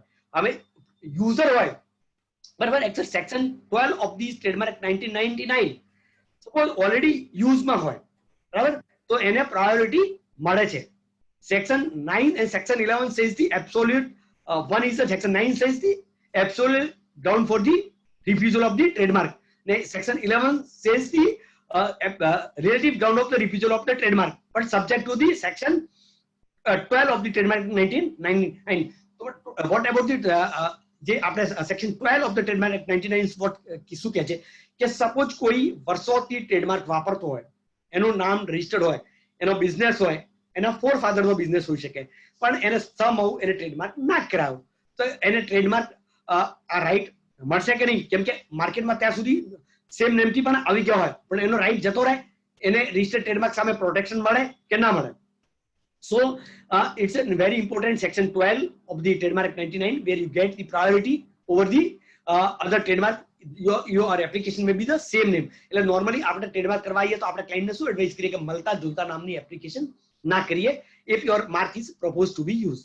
બટ આપણી ઓલરેડી અસ્તિત્વમાં હોય છે ટ્રેડમાર્ક, આપણે વાપરતા હોય, આપણા પેરેન્ટ્સ વાપરતા હોય, આપણા ગ્રાન્ડફાધર વાપરતા હોય, તો આપણી પાસે છૂટકો નથી કે આપણે નવા નામથી એપ્લાય કરે, આપણે એ જ નામ એપ્લાય કરવું પડે જે ક્લાયન્ટ વાપરતો હોય અને એને સેક્શન 12 પ્રમાણે પ્રાયોરિટી પણ મળે છે. તો ધીસ તમારી પાસે વેબસાઇટ આવી ગઈ, તમારી પાસે ક્લાયન્ટના નામ આવી ગયા. નાઉ યુ ચેક આ નામ અવેલેબલ છે કે નથી. You all know how to check the name availability of company under MCA website. તમે એમસીએ ની વેબસાઇટ ઉપર જઈને નામ અવેલેબિલિટી ચેક કરી શકો છો. સેમ વે ઇન્ટેલેક્ચ્યુઅલ પ્રોપર્ટીમાં ip.india.nic ની વેબસાઇટ જઈને પબ્લિક સર્ચ કરો ને ત્યાં જઈને તમે પબ્લિક સર્ચ પર જે તમારી પાસે જે ક્લાયન્ટ આવ્યો છે એનું નામ તમે નાખો ને તમે ક્લાસ નાખો. Class as per section 7 of this trademark 99 the trademark has been classified in 45 classes. જે ઇન્ટરનેશનલ નાઇસ ટ્રીટી કહેવાય. નાઇસ ટ્રીટી એટલે ઇન્ટરનેશનલ નાઇસ ક્લાસિફિકેશન, એટલે વર્લ્ડનું જે નાઇસ શેર છે ત્યાં આ મીટિંગ થઈ હતી અને ત્યાં નક્કી થયું હતું કે વર્લ્ડમાં ક્લાસની હાર્મોની રહે. વેટના સપોઝ આપણે ગેટના મેમ્બર WTO ના મેમ્બર તરીકે ગેટ એગ્રીમેન્ટ સાઇન કર્યાના મેમ્બર તરીકે, તો હાર્મોની માટે એ નાઇસ ક્લાસિફિકેશન વર્લ્ડમાં એક્ઝિસ્ટ છે. એ નાઇસ ક્લાસિફિકેશન એટલું વિશેષ માઇક્રો લેવલ ઉપર છે કે તમે કોઈ પણ પ્રોડક્ટનું નામ ગમે તે શોધી લાવશો એ એમાં કવર થતું જ હોય. 99.9% તમે કોઈ સર્વિસ પ્રોવાઈડ કરતા એ માઇક્રો લેવલનું સર્વિસનું એટલું બાયફર્કેશન છે કે કઈ સર્વિસ કયા ક્લાસમાં ફોલ થાય, કયો પ્રોડક્ટ કયા ક્લાસમાં ફોલ થાય. જો everything you can Ashutoshbhai every class is an micro level હોય ને તમે ત્યાં જઈને શોધી શકો છો કે આ માઇક્રો લેવલ મારું પ્રોડક્ટ કયા ક્લાસમાં ફોલ થશે. So class 1 to 34 is the product manufacturing. જે પ્રોડક્ટ મેન્યુફેક્ચરિંગ થતા હોય, જેનું પ્રોડક્શન થતું હોય એના ઉપર જે તમે નામ લગાવતા હો એ નેમ તમે 45 ક્લાસ 1 to 34 સુધી આવો ને ક્લાસ 35 to 45 છે સર્વિસ પ્રોવાઇડર. સપોઝ તમે you R providing service two hotel, restaurant, bar, pub. કેમ કે this is are the service provider. Hotel, restaurant. કેમ કે તમે સપોઝ આજે મેકડોનલ્ડમાં જાઓ છો તો તમે રેસ્ટ એશ્યોર કે હું મેકડોનલ્ડમાં યુએસએમાં જઈને ખાઈશ, ઇંગ્લેન્ડમાં જઈને સપોઝ બર્ગર યા પીઝા ખાઈશ તો there will be the same taste. એટલા માટે આની બ્રાન્ડની વેલ્યુ છે. રિટેલ સેલ બિઝનેસમાં એ બ્રાન્ડની વેલ્યુ છે. સપોઝ તમે ટાટા ગ્રુપની હોટલમાં જઈને રહો તાજમાં તો તમને શ્યોર હોય કે સેફ્ટી સ્ટેન્ડર્ડ એટલા હોય, ક્લીનનેસના સ્ટેન્ડર્ડ ફોલો કરતા હોય, હાઇજેનિક ફૂડ પ્રોડક્ટ હોય, એ આપણે રેસ્ટ મગજમાં શાંત હોય. યા સપોઝ આપણે પ્રોડક્ટની વાત કરીએ તો પીટર ઇંગ્લેન્ડના શર્ટ પહેરતા હોય, યા એલન સોલી વાપરતા હોય, યા લુઈ ફિલિપ્સ વાપરતા હોય, યા નાઇકીના શૂઝ પહેરતા હોય તો આપણને ખબર હોય કે what I am purchasing shoes નાઇકીના, તો એ હું જે ઈચ્છું છું એ જ મળે છે ને એની મને ખાતરી છે કે આ ક્વોલિટી આપે છે. કેમ કે આ વર્ષોથી રેપ્યુટેશન ક્યારે એકવાર થાય જ્યારે તમે વર્ષોથી સેમ સર્વિસ પ્રોવાઈડ કરો છો, સેમ ક્વોલિટી ઓફ ગુડ્સ આપો છો, તો ઓવર એ પીરિયડ ઓફ એવો તમે તમારી રેપ્યુટેશન એકવાર કહો. એ રેપ્યુટેશનની કોસ્ટ મેં જે કરી હજારો કરોડ, એ જે 1000 કરોડ કે 1250 કરોડ કે 1220 કરોડ એ જે ચૂકવે છે એ તમારી રેપ્યુટેશનની છે. સપોઝ તમે આપણે એક એજીએફટીસી સંસ્થાની વાત કરીએ તો તમે બ્રાન્ડ વેલ્યુ કરી છે. લોકો કેમ આવે છે કે ના એજીએફટીસી ઇઝ એન ગુડ ઓર્ગેનાઇઝેશન, એ બધા જ એસોસિએશનને પ્રોટેક્ટ કરે છે, બધાની ગવર્મેન્ટને સારી રીતે લીગલ ફોર્મમાં રિપ્રેઝેન્ટ કરે છે, તમને નેતૃત્વ કરે છે. તો તમારી સંસ્થાની વેલ્યુ ક્યારે થાય ત્યારે તમે જે હોદ્દેદારે બેઠા હોય સંસ્થાને રેપ્યુટેશન એક્વાયર કરી હોય. સેમ વે સપોઝ આપણે પ્રોડક્ટમાં પણ એવું છે. સપોઝ ફ્રૂટ પ્રોડક્ટમાં આપણે રામદેવ કેમ યુઝ કરીએ કે રામદેવ મસાલાનો એક સરખો ટેસ્ટ આપતો હોય, એવરેસ્ટ મસાલાનો એક સરખો ટેસ્ટ આપતો હોય. આપણે બિસ્લેરીનું પાણી પીવાનું કેમ પસંદ કરીએ છીએ કે બિસ્લેરી વર્ષોથી જે પાણી આપે છે એક ધારી ક્વોલિટી મેન્ટેન કરે છે. કોકા કોલા, પેપ્સી એ બધા જ એના ઉદાહરણ છે જે આપણે લેતા પહેલા શ્યોર હોય કે એમાં કઈ ચીટિંગ ના હોય, કોઈ પ્રોડક્ટમાં ચીટિંગ ના હોય. હવે આ ચીટિંગ થાય તો એનું હું તમને લેટેસ્ટ સ્ટેજ ઉપર આપીશ કે કેવી રીતે આપણે એને પ્રોટેક્ટ કરીએ છીએ. તો class 7 sells the international classification of trade of goods and services. તો આપણે પબ્લિક સર્ચ કરીએ તો નામ નાખી દીધું, એના પછી એને ક્લાસ નાખી દીધું. એ સર્ચ કરતો તો તમને બતાવે કે આ એટલા નામ તમારા ટ્રેડમાર્ક થી મળતા જોતા છે, જે તમે ટ્રેડમાર્ક વાપરો છો યા પ્રપોઝ ટુ બી યુઝ છો, એનાથી મળતા જોતા એટલા ટ્રેડમાર્ક છે જે તમારે ધ્યાનમાં રાખવા જોઈએ before process the application of the client. એટલે એ તમારા ધ્યાનમાં આવ્યા પછી તમારા ક્લાયન્ટને કહી શકો કે તમે એ નામ રાખવા માંગો છો, પણ એ કોઈ વેલ નોન ટ્રેડમાર્ક છે, ભગવાનનું નામ છે, કેમ કે ભગવાનના ટ્રેડમાર્કને અત્યારે ગવર્મેન્ટ રજીસ્ટર નથી કરતી. બાલાજી, તિરુપતિ, મહાત્મા ગાંધી, એકનો રાઈટ નથી. એ બધાના ભગવાન છે. એટલે તમે કોઈ પણ એક માણસ ક્લેમ કરે જે પહેલા થઈ ગયા છે, પણ અત્યારે એ પોસિબલ નથી. અત્યારના ટાઈમમાં તમે જઈને કહેશો કે આ મારે ટ્રેડમાર્ક કરવું છે, તો કેમ કે બાલાજી વેપાર પહેલા થઈ ગયું, એને કઈ ડિસ્પ્યુટ નથી કે રામદેવ ટ્રેડમાર્ક થઈ ગયું, પણ હવે જો મહાત્મા ગાંધી યા કોઈ પણ વેંકટેશ્વર ભગવાન યા જે કઈ ભગવાનને આપણે માનતા હોય, સાંઈ બાબા, એ તમે કરવા જશો તો હવે તમને એ ટ્રેડમાર્ક મુશ્કેલ છે, નહીં મળે. એટલે તમે વેલ નોન ટ્રેડમાર્કની જાણકારી ક્લાયન્ટને આપી, પબ્લિક સર્ચ કરીને એ પણ બતાવી દીધું કે આ નામ અવેલેબલ છે, તમારા નામ મળતા જોતા નામ છે. તો જે ક્લાયન્ટ જો નવું પ્રોડક્ટ ચાલુ કરવાનું હોય એ પ્રપોઝ ટુ બી, તો એ સમજી શકે છે કે મારે આ લાઈનમાં જવાનું નથી, કેમ કે સપોઝ હું એપ્લાય કરીશ તો પણ મને મળશે નહીં, એટલા માટે મારે આના માટે ખર્ચો નથી કરવો. સો યુ રેસ્ટ એશ્યોર્ડ, એ ક્લાયન્ટને તમે એ બતાવી દીધું કે આ નામ છે, આ ક્લાસ છે, અવેલેબલ છે કે નથી અવેલેબલ.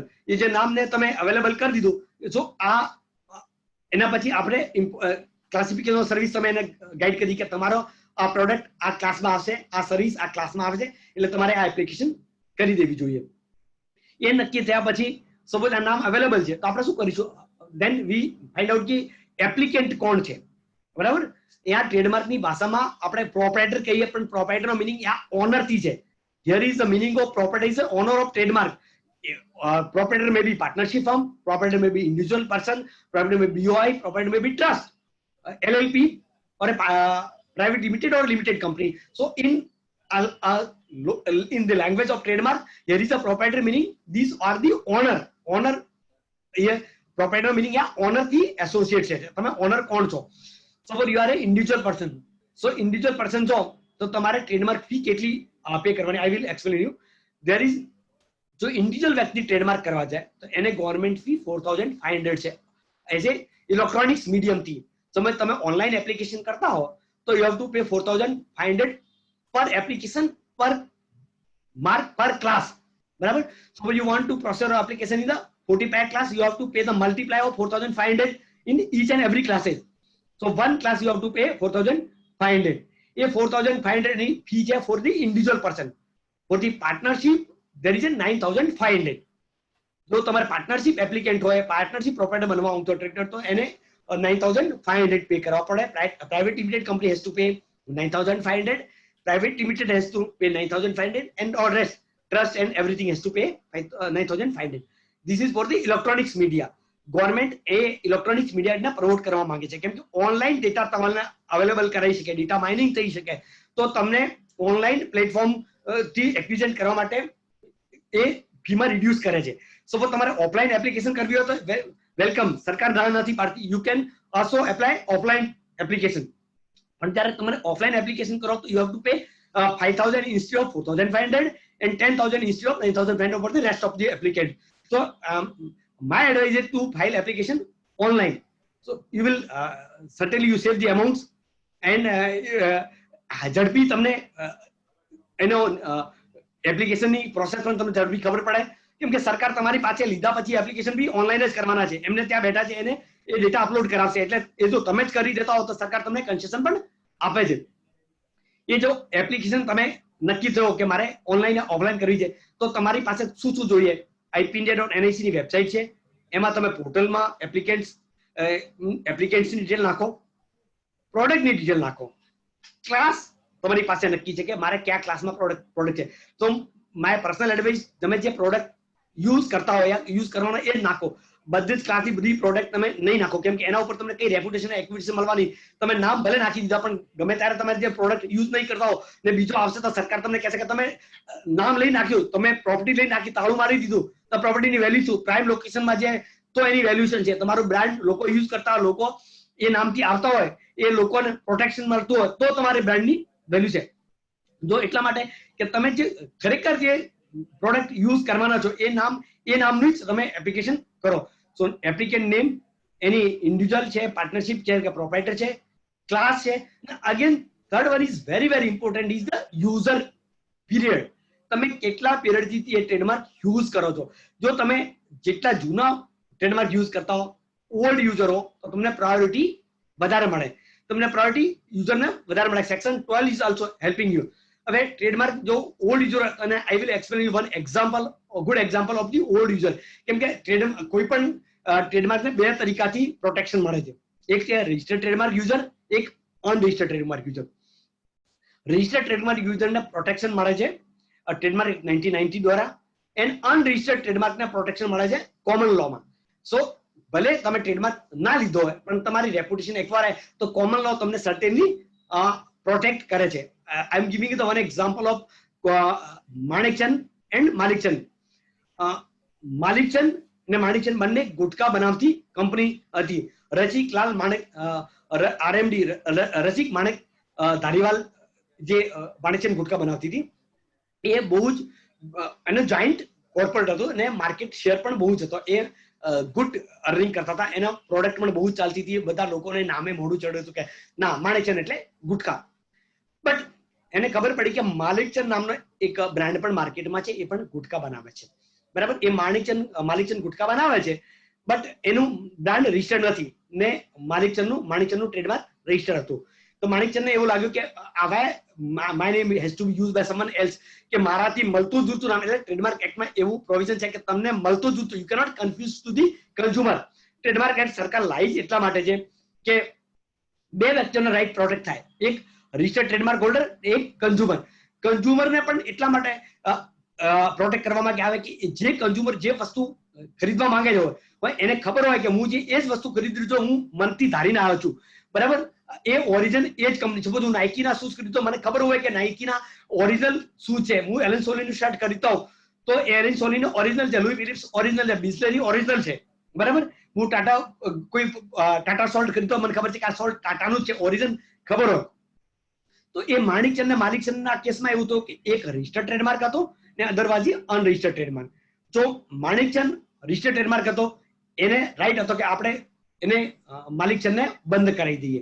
એને કોર્ટમાં દાવો કર્યો એના ઉપર કે મારા પ્રોડક્ટનું ઇમિટેશન કરે છે, અનઓથરાઇઝ યુઝ કરે છે, વિધાઉટ માય પરમિશન માર્કેટમાં વેચે છે, એની પાસે ટ્રેડમાર્ક નથી, he is not eligible for the use of this જે મળતું જુતું નામ છે, રિઝેમ્બલ સેમ નેમ છે, એ યુઝ કરીને મને નુકસાન પહોંચાડે છે. તો એને બંધ કરી દો ને એને અત્યાર સુધી જે યુઝ કર્યો છે એનું મને હર્જાનું આપી દે, મને લોસેજ આ ડેમેજ આપી દે.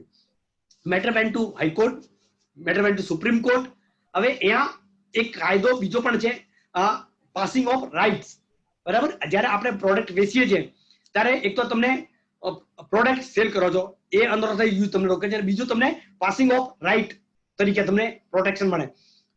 અલ્ટિમેટલી ફાઇન્ડ એ થયો કે who was the prior user. એમાં યુઝર ડેટ ઇમ્પોર્ટન્ટ હતી. Manikchand was an later user and Malikchand was a prior user. ત્યારે એ જ ટેસ્ટ થયો કે ભલે માલિકચંદનું નામ ટ્રેડમાર્ક રજિસ્ટર્ડ ના થયો, પણ એને રેપ્યુટેશન છે, વર્ષોથી નામ યુઝ કરે છે, એને બંધ ના કરાવી શકે. ટ્રેડમાર્ક એક્ટ 12 પ્રમાણે પણ એને પ્રાયોરિટી મળવાની છે. So let them continue. અને માણેકચંદને કીધું કે તમે તમારી પ્રોડક્ટ બંધ કરી દો. સો ઇવન તો Manekchand was a registered user, પણ એનું નામ ટ્રેડમાર્ક રેક્ટિફિકેશન કરવું પડે, એનું નામ ચેન્જ કરી દેવું પડે, નામ બંધ કરી દેવું પડું. એનું નામ પછી એ નામ ચેન્જ કરીને એને આરએમડી રાખ્યું. રસિકલાલ માણેક ધારીવાલ આરએમડી, એ ગુટકા નું નામ આરએમડી થયું અને Malikchand is a continue that name in the is in relation to nature of good, that is called a ગુટકા વેચવા માટે એનું એ નામ કન્ટિન્યુ રહ્યો. સો અનરજિસ્ટર્ડ ટ્રેડમાર્ક હોય તો એનો રાઈટ નથી જતો. કોમન લો પ્રમાણે પણ એને પ્રોટેક્શન મળે છે. કેમ કે કોઈ પણ તમે સપોઝ હું કોઈ માર્કેટમાં પ્રોડક્ટ વેચવું હોય પણ એને તમે ઇન્ફ્રિંજમેન્ટ કરો છો ને નામ કોણ ખરાબ થાય? જે ઓરિજિનલ મેન્યુફેક્ચરર હોય. ડુપ્લિકેટ તમે કરો છો એને એવું બતાવવા માંગો છો કે એ ઓરિજિનલ પ્રોડક્ટ છે ને જે યુઝ કરતો હોય એને નુકસાન થાય. આ ટ્રેડમાર્કમાં બે લોકોને ફાયદો થાય ને બે લોકોને નુકસાન થાય. ફાયદો કોને થાય? જે ખરેખર સેલ કરતો હોય ને જેને આ મેન્યુફેક્ચરિંગ ખોટું કર્યું હોય. જે મેન્યુફેક્ચરિંગ, સપોઝ હું તમને એક ઉદાહરણ આપું કે દિલ્હીમાં કરોલબાગ વિસ્તાર છે, જ્યાં કન્ઝ્યુમર પ્રોડક્ટ વેચાતા હોય, શર્ટ એલન સોલી કે પીટર ઇંગ્લેન્ડ કે એ પ્રોડક્ટ લુઈ ફિલિપ્સ વેચાતા હોય, પણ ત્યાં પેરેલલ અનબ્રાન્ડ એ જે સેમ નામનું ઇમિટેડ બ્રાન્ડ પર વેચાય જાય. હવે સપોઝ મારે લુઈ ફિલિપ્સ શર્ટ બનાવવાનું છે, તો લુઈ ફિલિપ્સ શર્ટ બનાવવા માટે સેમ લેબલ, સેમ નામ, સેમ બોક્સ એ મેન્યુફેક્ચર બનાવે છે, ને જે ટ્રેડર એના જોડે ખરીદે એને ખબર છે કે એ ડુપ્લિકેટ છે, બરાબર? તો એને ફાયદો થાય છે, જે ડુપ્લિકેટ મેન્યુફેક્ચરિંગ કરે એને ફાયદો થાય છે, ને જે ડુપ્લિકેટ વેચે છે એને ફાયદો થાય. પણ બે લોકો નુકસાન જાય. નુકસાન કોને જાય? જે કન્ઝ્યુમર જે યુઝ કરતો હોય એ લુઈ ફિલિપ્સ શર્ટ ઓરિજિનલ સમજીને ખરીદ્યું હોય, ને જે ઓરિજિનલ મેન્યુફેક્ચરર હોય એનો રાઈટ જતો રહે, કેમ કે જે શર્ટ ડુપ્લિકેટ લઈને ઘરે આવે છે ઓરિજિનલ સમજીને, એ 2-4 દિવસ યુઝ કરશે, ને પછી જયારે ધોશે ત્યારે કલર ફેડ થઈ જાય, તો કોને કોસવાનો कि यार लुई फिलिप्स का शर्ट तो अच्छा नहीं आता है, अपन ने इतना पैसा दिया लेकिन इससे मैच चीटिंग हो गया, तो ये मार्केट में किसका नाम खराब होगा? नाम खराब होगा ओरिजिनल ओनर का. तो ओरिजिनल ओनर का नाम खराब होगा और कंज्यूमर नुकसान में. तो दो लोगों को फायदा हुआ, कंज्यूमर और ओरिजिनल ओनर को नुकसान हुआ, लेकिन जो मैन्युफैक्चरर था और सेलर था इन दोनों को फायदा हुआ. दो लॉस करते हैं, दो प्रॉफिट करते हैं. तो ट्रेडमार्क एक्ट में ऐसा क्लियर कट है कि आप किसी भी ट्रेडमार्क का इमिटेशन नहीं कर सकते. आप ब्रांडेड का आपको कोई राइट नहीं है कि आप इन्फ्रिंजमेंट करके विदाउट परमिशन आप प्रोडक्ट मार्केट में यूज करो. अभी अपने आगे बात चला रहे थे रजिस्टर और अनरजिस्टर्ड की. अपने एप्लीकेशन के सेकंड स्टेज पे थे कि आपने यूजर पीरियड के बारे में मैंने बता रहा था. यूजर पीरियड डाल दिया. यूजर पीरियड डालने के बाद में अपने को उस ब्रांड का लोगो है तो जेपीजी फाइल चाहिए. अपने जेपीजी फाइल या अगर लोगो नहीं है तो जो नाम है वही नाम आप लगा सकते हो. तो एप्लीकेंट हो गया, उसका क्लास हो गया, उसकी प्रोडक्ट हो गई, यूजर डेट हो गई, जेपीजी हो गया, और फी डाल के आप क्लास 2 डीएससी से उसको अप्लाई कर सकते हो. क्लास 2 डीएससी आपके पास सबके पास है, આપણા બધા પાસે ક્લાસ 2 ડીએસસી રિટર્ન ફાઇલ કરતા હોય છે, એટલે તમારે ક્લાયન્ટના નામથી ડાયરેક્ટ તમે એપ્લિકેશન કરી શકો છો. ક્યાંય વાંધો નથી આવતો કે આપણે ઇન્કમ ટેક્સ રિટર્ન પણ કોના નામે ફાઇલ કરીએ છીએ? ક્લાયન્ટના નામે ફાઇલ કરી છીએ. આપણે એઝ એ એટોર્ની તરીકે ફાઇલ નથી કરતા. હા, there is an provision in trademark rule 2002 कि direct attorney can file in his name. Attorney પોતે પણ ક્લાયન્ટની એપ્લિકેશન ફાઇલ કરી શકે છે. રૂલ 150 માં 3 લોકોને ડાયરેક્ટ ઓથરાઇઝ કર્યા છે. One is advocate, other is a company secretary, and third who passed the examination of the trademark registry. આ 3 લોકો જે એક્ઝામ પાસ કરી દીધો હોય, સીએસ હોય યા એડવોકેટ હોય, એ લોકો direct as a trademark agent તરીકે ત્યાં નોંધણી કરાવી શકે છે. they can register as a agent. એને એમને બીજું કોઈ બાર કાઉન્સિલનું સર્ટિફિકેટ એના સિવાય કશું જોઈતું નથી. you can do the practice as a trademark agent and you can apply in your name. તમે ક્લાયન્ટની એપ્લિકેશન પણ પોતાના નામે કરી શકો. પણ ચાર્ટર્ડ એકાઉન્ટને એપ્લિકેશન કરવી હોય યા બીજા કોઈને એપ્લિકેશન કરવી હોય તો એ ક્લાયન્ટના નામથી એપ્લિકેશન કરી શકે છે. જે પ્રમાણે આપણે ઇન્કમ ટેક્સ ફાઇલિંગ કરીએ છીએ, આરઓસી ફાઇલિંગ કરીએ છીએ, ડીએસસી થી જીએસટી ફાઇલિંગ કરીએ છીએ, આ એ પ્રમાણે આપણી એ એપ્લિકેશન પણ ફાઇલ કરી શકીએ છીએ. હવે આ એપ્લિકેશન આપણે ફાઇલ કરી દીધી તો vote is the next process? જ્યારે એપ્લિકેશન ફાઇલ કરી દીધી, within 15 or 20 days you will get the examination report. So what is the examination report? Examination report is issued by the trademark registry within 15 or 20 days after filing of trademark application, where they will compare the data available with the registry with the applicant mark. તમે જે application કરી છે એ નામ ને registry પાસે જે tools software છે ને અવેલેબલ નામ ઓલરેડી રજિસ્ટર્ડ છે એના સાથે કમ્પેર કરે.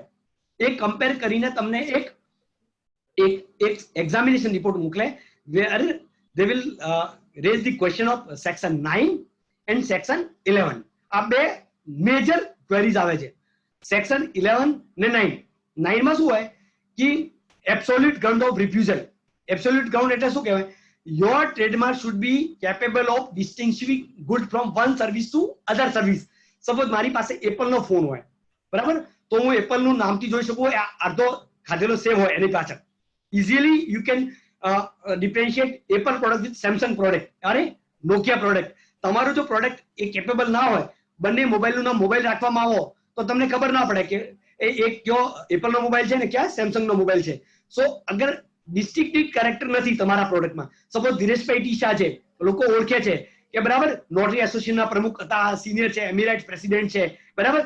So they can easily differentiate with the Direshbhai and Bharatbhai Seth. Bharatbhai is the president of AGFTC, બરાબર, ભાવનગરના છે, ભરતભાઈ શેઠ એમનું નામ છે. So there is a difference name. સો આપણે નામનો આવિષ્કાર એટલા માટે જોયો કે એક નામ વિશ્વેશભાઈ છે તો વિશ્વેશભાઈ જુદા છે, આશુતોષભાઈ જુદા છે. So easily when you correlated with one product to other product. Suppose હું બિસ્લેરી, હું પાણી પીતો હોઉં તો મને ખબર હોય કે હું આ બિસ્લેરીનું પાણી પી રહ્યું છું કે એક્વાફિનાનું પી રહ્યું છું, તો એક્વાફિના ને બંનેનું નામ વોટર રાખવામાં આવે યા જેનેટિક નામ રાખવામાં આવે તો કોઈ પ્રોડક્ટ એકબીજાથી ડિફરન્શિએટ ના કરી શકે. So if your product is not capable, yeah, your service is not capable of distinguishing from one service to another service, બરાબર. જैसे હોટલ નું નામ હોટલ રાખવામાં આવે તો આશીષભાઈ હોટલ બિઝનેસમાં ટેકવાની સાહેબ ખબર ના પડે કે હોટલ કેવી હોટલ છે, પણ એક તાજ ગ્રુપની હોટલ છે, સપોઝ ફોર્ચ્યુન લેન્ડમાર્ક છે, હયાત છે, તો તમે ઇઝીલી ડિફરન્શિએટ કરી શકો છો કે આ હયાત છે ને આ ફોર્ચ્યુન લેન્ડમાર્ક છે, વેલકમ ગ્રુપની હોટલ છે. તો યોર માર્ક શુડ બી આ ફોર્ચ્યુન વર્લ્ડ યા હયાત વર્લ્ડ ઇઝીલી ડિફરન્શિએટ કરી શકે છે કે એક બીજી હોટલ છે, આ બીજી હોટલ છે, આ પાણી બીજી કંપનીનું છે, આ પ્રોડક્ટ બીજી કંપનીનું છે. So if your product is capable of being distinctive one product to another product and services, તો એને કોઈ પ્રોબ્લેમ થવાનો નથી. So you can write that my product or service what I am going to provide, my client is going to provide the service is capable of distinguishing good from one service to other. It is not in nature in related to trade business. તમે genetic નામ નથી રાખતા, મિર્ચીનું નામ મિર્ચી ના રાખી શકે, મોબાઈલનું નામ mobile ના રાખી શકે, પાણીનું નામ પાણી ના રાખી શકે, કેમ કે એના ઉપર બધાનો રાઈટ હોય. એક્સક્લુઝિવ રાઈટ આપણો કેવી રીતે હોઈ શકે? સો યોર સેક્શન 9 ના ક્વેરીનો જવાબ શું આપી શકે કે my product is different and my distinctive character છે. Another reason very important is section 11. Section 11 in relative ground of refusal. એ તમને જે ટ્રેડમાર્ક રજિસ્ટ્રી તમને એક્ઝામિનેશન રિપોર્ટ મોકલે એમાં એક લિસ્ટ પણ સાથે મોકલે છે. એ લિસ્ટમાં હોય કે તમારા જે ટ્રેડમાર્ક એપ્લાય કરો એનાથી આટલા મળતા જુલતા નામ અમારી પાસે ઓલરેડી રજિસ્ટર છે, તો તમારું પ્રોડક્ટ શા માટે રજિસ્ટર ના કરવું? That is called the relative ground of refusal. But subject to the section 12 of the trademark rule, trademark act 1909. પણ સેક્શન 12 માં એવું શું કહે છે કે ભલે તમારું મળતું જૂતું નામ હોય પણ એ નામ જૂનું રેકોર્ડ છે, વર્ષો જૂનું છે, તો એનાથી તમને એ નડવાનું નથી. સો 911 તો આપણે રિપ્લાય આપી દેવાનો છે કે એ ટ્રેડમાર્ક તમે જે સાઇટેડ કર્યા છે which is a different from the trademark of my trademark. જે મારા એપ્લિકેન્ટ ટ્રેડમાર્ક થી એ સાઇટેડ ટ્રેડમાર્ક ડિફરન્ટ છે, એટલે અમારા ટ્રેડમાર્ક કોઈને નડતા નથી. સો if you are going to register my trademark, it will not deprive right of the other user. I am the bona fide user. Trademark is important, very important છે કે તમે bona fide છો, તમે honest user છો, તમે કોઈની copy નથી કરી, બરાબર. So always you get the priority. આ cheating વાળો કોઈ priority નથી મળતી. So you should be a bona fide user. That is a very very important. So other when you comply with this examination report, this reply goes to the trademark register, and after verification of the reply of the applicants, registry will check the if they will satisfy with the reply given by the applicants, they will issue one order that is called ABA, acceptance before advertisement. If the registrar is satisfied that there is no lacuna in the application or there is no deficiency of section 11 and section 9 and the trademark is capable of being registered, so the registrar will issue order ABA. Kindly publish this trademark as we are saying that is an ABA order, advertise before acceptance.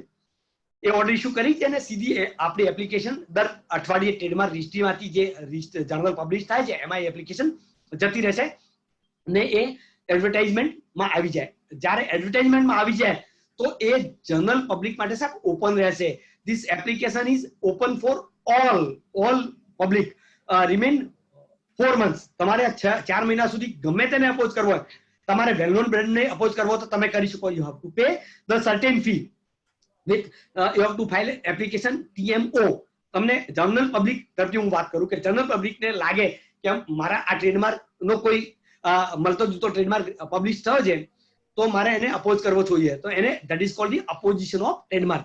So within 4 months you can file one application TMAO with a requisite fee of 2,800 with the registry that the published trademark is conflict with my trademark, so kindly can't register the trademark. A registry પાસે એ આવી જાય એ TMO. So registry will send this letter to the applicant કે your trademark is registered, but we got some opposition from this public, and the applicant have right to reply within 60 days. Within 60 days, you have to file a counter statement in TMO with the requisite fee that the whatever the allegation raised by the opponents, barabar, is not valid and he is not in the same line of business, and if my trademark will registered will not conflict with the जो opponent. તમારે એક complete trademark register ને સમજાઈ દેવું પડે hearing વખતે, બરાબર. Counter statement file કર્યા પછી registrar can call you for the hearing with both party, applicant and opponent. એને ત્યાં તમારે explain કરવું પડે as a applicant કે આ application જો opponent opposition તો કરી છે પણ is not an valid opposition. જો એના opposition થી મારા પ્રોડક્ટ ને કોઈ લેવા દેવા નથી, તમે મોબાઈલ વાળાનો opposition કરો પણ તમારો ફૂલ પ્રોડક્ટ હોય તો કોન્ફ્લિક્ટ નથી થતું. people is not going to confuse એ જે એ પ્રોડક્ટ એકબીજાથી કોન્ફ્લિક્ટ નથી કરતા. આઈ એમ ધ બોનાફાઇડ યુઝર. તો રજિસ્ટ્રારને એવું લાગે કે આ opposition valid નથી, then they can reject the opposition and grant application in the name of applicant, બરાબર. then they will issue the registered certificate to the applicant if the reject the opposition, no opposition has been filed. So applicant will get the registered certificate in 9 to 10th month. This is a period. After getting certificate, this is the valid for the 10 year. After 10 year, you have to register your you have to renew your trademark certificate for a further period of 10 year for the infinite time. You have to every time you have to pay the requisite fee, and this time the requisite fee is 10,000 for the renewal of the certificate, or in the electronics media 9,000 you can pay the 9,000 fee and you can renew the certificate. So at every time you must have a vigilant. Here is the role of professional come into picture. Professional has to inform to the your applicant or a client that your trademark time period is over, then you have to go for the renewal of the trademark. So you have to time the renewal. Now this is the procedure from applicant to registration. Now how to transfer the right of the trademark. Trademark na right આપણે એકબીજાને વેચવા હોય તો શું કરવું પડે? What we have to do? What we have to comply? So suppose I am the buyer and someone is a seller of the trademark. So we have to, what as a professional, what precaution we should take place. તો આપણે સૌથી પહેલા શું નક્કી કરવું કે કયો trademark વેચવા માંગે છે? What trademark going to sell? In this language we say this is a this right is ये agreement अपने को we have to type the assignment of trademark, that is called the assignment of trademark. Assignment of trademark agreement draft करना है तो अपने लिए क्या चाहिए? Who is the buyer? Who is the seller? At જે સેલર છે આપણે એ જે બાયરની કેપેસિટી આપણે રિપ્રેઝન્ટ કરતા હોય તો આપણે જોવાનું કે જે ટ્રેડમાર્ક આપણને ખરીદવા માંગીએ છીએ, આપણા ક્લાયન્ટ ખરીદવા માંગે છે, એનો ટ્રેડમાર્ક લિટિગેટિવ તો નથી, એ ટ્રેડમાર્ક ઉપર કોઈ કોર્ટમાં કેસ તો નથી ચાલતો, ટાઈમલી રિન્યુઅલ થયેલું છે, બરાબર. એ ટાઈમલી રિન્યુઅલ છે, એના ક્યાં પ્રોડક્ટ ઉપર રાઈટ છે, બરાબર. આપણે જે ક્લાયન્ટ રાઈટ લેવા માંગે છે એ રાઈટ બરાબર ફિટ બેસે છે એમાં. પછી આપણે એ છે જોવાનું કે જે કોસ્ટ નક્કી કરી છે એ કોસ્ટ બરાબર છે, કેમ કે એક કોસ્ટ ઉપર તમારે બે ઇમ્પોર્ટન્ટ ફેક્ટર આગળ આવે છે. One is tax matter, income tax એના ઉપર લાગવાનો છે ને સ્ટેટ સ્ટેમ્પ ડ્યુટી લાગવાની છે. State stamp duty is depend on the value of the trademark. જે તમે અસાઇનમેન્ટ ડીડ કરો છો એની કોસ્ટ કન્સિડરેશન કેટલું છે, તમારે કન્સિડરેશન ઉપર તમારે સ્ટેમ્પ વેલ્યુ લાગવાની છે. સો વન એપ્લિકેન્ટ્સ એનું ટ્રેડમાર્કનું પૂરું ડ્યુ ડિલિજન્સ તમારે કરવાનું. નોન લિટિગેટિવ છે, ટાઈમલી રિન્યુઅલ છે, ક્યારે કીધું, એને પણ કોઈથી બીજા જોડેથી કર્યો. જેમ આપણે પ્રોપર્ટી ખરીદે તો પાછળની આખી હિસ્ટ્રી જોતા હોઈએ કે આ લેન્ડ ઓરિજિનલ ઓનર કોણ, તો આના પછી આ લીધું, આના પછી આ બિલ્ડરે લીધું, એના પછી આ. કેમ કે બોનાફાઇડ રાઈટ જેની પાસે નથી, he cannot sell right to someone else which don't have any right. તો આપણે આખી હિસ્ટ્રી આપણે લખીએ છીએ. આપણે અગર મકાનના દસ્તાવેજ કરીએ તો આપણે લખીએ છીએ કે ઓરિજિનલ લેન્ડ એના હતી, એના પછી એને લીધી, એને કન્સ્ટ્રક્શન. સેમ વે આપણે કમ્પ્લીટ ડ્યુ ડિલિજન્સ કરવાનું કે આ ઓરિજિનલ ટ્રેડમાર્ક એનો હતો, એના પછી એની પાસે આવો, એના પછી પાર્ટનરશિપમાંથી કમી થઈ તો એને ડ્યુ કેર કરી છે. કેમ કે કોઈ પાર્ટનરશિપ એક્ટમાં is a very important to know that the partnership એક્ટમાં ટ્રેડમાર્ક જ્યારે એપ્લાય કરીએ તો પાર્ટનરના નામે રજીસ્ટર થાય છે. એટલે એ ફર્મના નામે રજીસ્ટર નથી થતો, પાર્ટનરના નામે રજીસ્ટર થાય. એટલે એક પાર્ટનર ટ્રેડમાર્ક રાઇટ વેચવા માંગે તો he cannot sell the right of assignment. એના માટે એને બીજા પાર્ટનરની પરમિશન લેવી જ પડે. ને જો પાર્ટનર છૂટો થઈ ગયો હોય ને તો પાર્ટનરશિપ રિટાયરમેન્ટ ડીડમાં તમારું કોઈ પ્રોવિઝન ના હોય તો you have to take a permission from the retired partner or A legal hair of the retired partner. એના જે પ્રમાણે આપણા લેન્ડના દસ્તાવેજ કરીએ એમાં મારો સપોઝ મારી લેન્ડ છે, મારા ફાધરની લેન્ડ છે, તો એમાં મારો રાઈટ છે, મારી સિસ્ટરનો રાઈટ છે. સો આઈ કેનોટ સેલ. મારા ફાધર સપોઝ મારા ફાધર ડેવલપ થઈ ગયા તો મારે આ લેન્ડ વેચી હોય તો મારી સિસ્ટર જોડે એ રાઈટ માં એનઓસી લેવું પડે, મારી મધર જોડે લેવું પડે. જો સિસ્ટર પણ ના હોય તો સિસ્ટરના છોકરા જોડે. ધ સેમ વે જે રીતે આપણે ફેમિલી ટ્રી બનાવીએ છીએ એમાં પણ રિલિંક્વિશ ઓફ રાઈટ તમારે લેવા પડે કે કોણ વેચનાર પાસે બોનાફાઇડ રાઈટ છે કે નથી. So you have to diligence. એ એડવોકેટનો બહુ જ ઇમ્પોર્ટન્ટ રોલ છે. જો એડવોકેટ એના રાઇટ્સ વિશે જે ક્લીન ટ્રેડમાર્ક છે, આપણે કહીએ ને કે ક્લીન ટાઇટલ છે, લેન્ડનું ક્લીન ટાઇટલ છે, સેમ એ ક્લીન ટ્રેડમાર્ક છે, તો એને આપણે ખરીદી શકીએ. નામ, સેલરનું નામ, બાયરનું નામ, title of the trademark, validity, any cost આવી ગઈ, પછી આપણે એને એસાઇનમેન્ટ ડ્રાફ્ટ કરીએ. એમાં એક સર્ટિફિકેટ પણ આપણે પાર્ટી જોડેથી લેવાનું હોય, that is called non litigation. તમે ભલે ડ્યુ કેર કર્યો એઝ એ ડ્યુ ડિલિજન્સ, પછી પણ તમારે એ ધ્યાન રાખવાનું કે એના પાછી રજિસ્ટર પણ માંગે છે કે આ ટ્રેડમાર્ક લિટિગેટિવ ટ્રેડમાર્ક નથી. એ ટ્રેડમાર્ક લિટિગેટિવ નથી એટલે તમારે એના પાસેથી એક સર્ટિફિકેટ લઈ લેવું પડે કે મારા ટ્રેડમાર્ક ઉપર ઇન્ડિયાની કોઈ પણ કોર્ટમાં કેસ નથી ચાલતો. તો એ લિટિગેટિવ ટ્રેડમાર્ક સર્ટિફિકેટ લીધા પછી draft agreement with requisite fee આપણે ટ્રેડમાર્ક રજિસ્ટરને એપ્લાય કરવાનું, ફોર્મ ફાઇલ કરી દેવાનું TMM. એ ફાઇલ કર્યા પછી રજિસ્ટ્રાર બંનેને હિયરિંગમાં બોલાવી શકે કે જે સેલર હોય એને કહે છે કે તમે જે સેલ કરો છો એ એબ્સોલ્યુટલી બોનાફાઇડ છો, તમે કોઈને રાઈટ ડિપ્રાઇવ નથી કરો. તો એના પછી સંપૂર્ણ સેટિસ થયા પછી ટ્રેડમાર્ક નવા નામે ચડાઈ જશે. જેમ આપણી પ્રોપર્ટી નવા નામે ચડતી હોય એ રીતે ટ્રેડમાર્ક રજિસ્ટ્રીમાં સબસિક્વન્ટ પ્રોપરાઇટરનું નામ આવી જશે. Subsequent proprietor, who is the subsequent proprietor, A name તમારે ત્યાં ચડી જશે. એ ટ્રેડ નામ ચડ્યા પછી તમે આ ડીલ ક્લોઝ કરી શકો છો. પછી તમે એઝ એ પ્રોફેશનલ ટેક્સ મેટરની સર્વિસ પ્રોવાઈડ કરી શકો છો, સ્ટેમ્પ ડ્યુટીની સર્વિસ પણ પ્રોવાઈડ કરી શકો છો. So here is the trademark. હવે એક ટ્રેડમાર્ક વિશે એ પણ તમને કહું કે trademark is an territorial right. એ ટ્રેડમાર્ક ટેરિટોરિયલ રાઇટ છે. એટલે તમારો ટ્રેડમાર્ક ઇન્ડિયાનો ટ્રેડમાર્ક ઇન્ડિયામાં વેલિડ હોય. સપોઝ હોંગકોંગનો ટ્રેડ હોંગકોંગમાં હોય, જાપાનનો જાપાનમાં હોય, ઇન્ડોનેશિયાનો ઇન્ડોનેશિયા, અમેરિકાનો અમેરિકા. સો આ WTO ટ્રીટી તમે દરેક ટ્રેડમાર્ક તમારે બીજા કન્ટ્રીમાં જઈને કરાવવું હોય તો તમે અત્યારે કરાવી શકો છો. એ હું તમને લેટર ઉપર world intellectual property organization which is the limbs and branches of the UNO.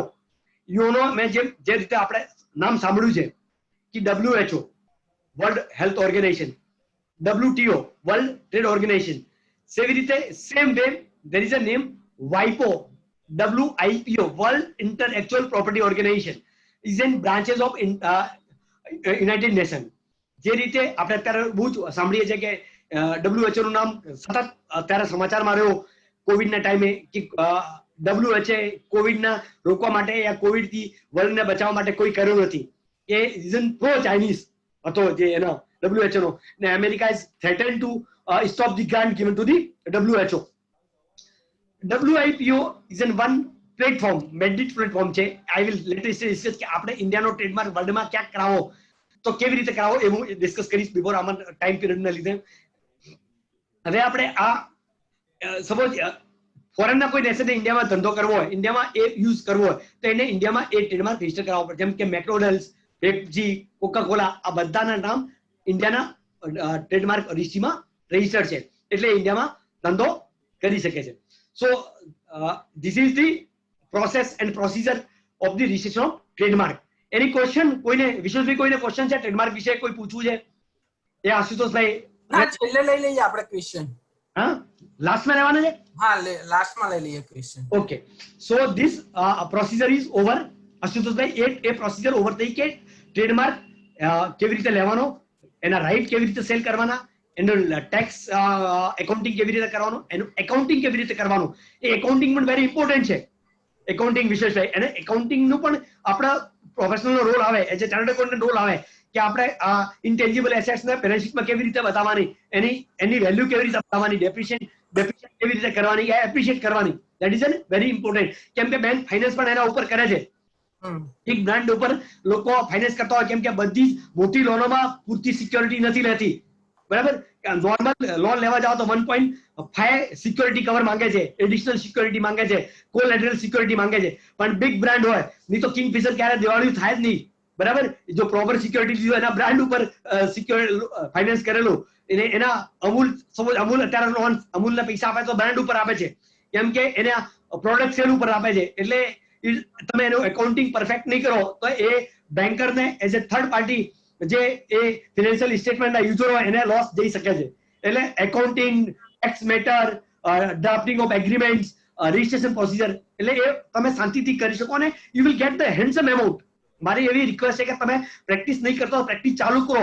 આ જે અત્યારે જે પ્રમાણે ફેસલેસ એસેસમેન્ટ આવ્યો ને એમાં આપણી જે વર્કિંગ સ્ટાઇલ, આપણું કામ ખાલી એક ડેટા ઓપરેટર તરીકે યા મેનલી ડેટા ફીડિંગ તરીકે, બધું રેસ્ટ તો કામ સરકાર ડેટા માઇનિંગ ને પ્રોફાઇલ 360 એંગલ, જે સુરેશ આપણે ગિરીશ આહુજા સાહેબે કીધું કે 360 એંગલ તો સરકાર તૈયાર કરે છે.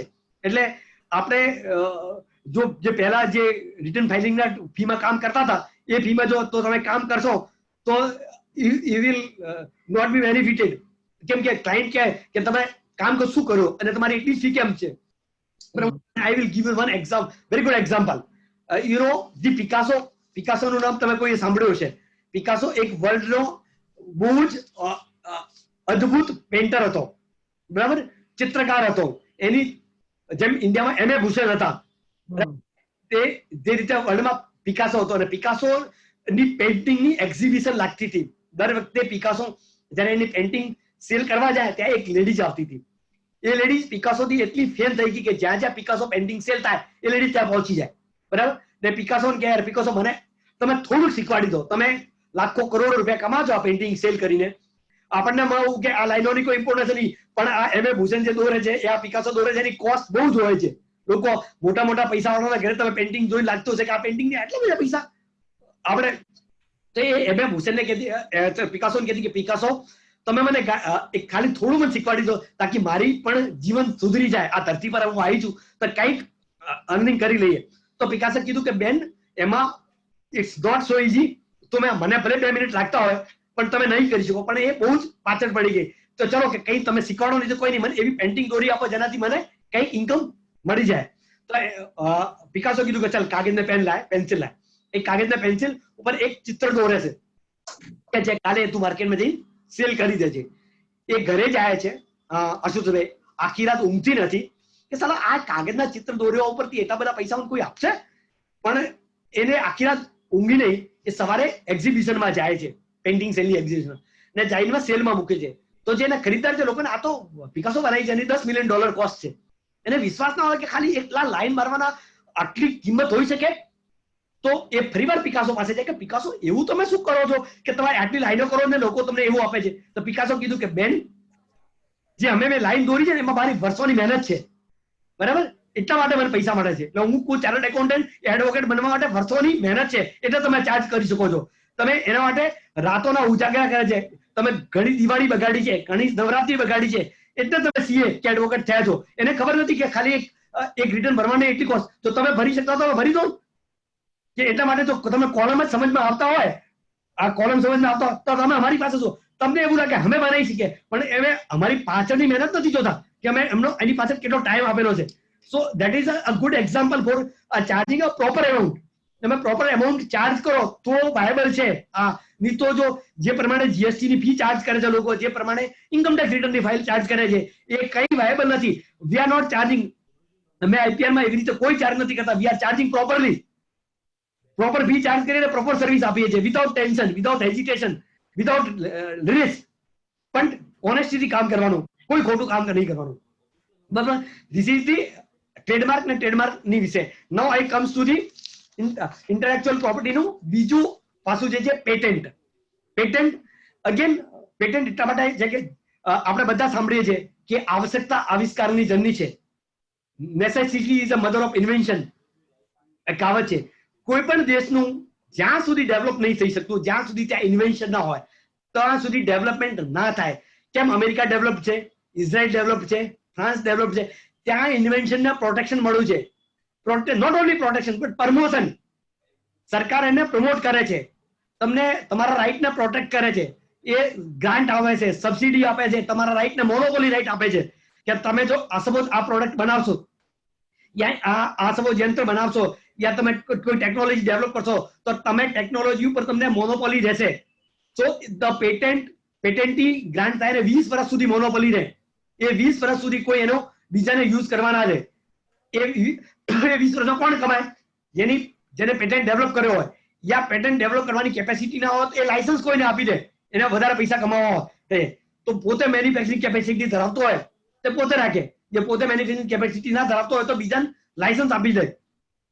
સરકાર પાસે એવા પણ રાઈટ છે કે સપોઝ તમે પેટન્ટના રાઈટ પેટન્ટ કર્યા પણ he is not able to, એની પેટન્ટ બહુ સારી છે which is very good for the society.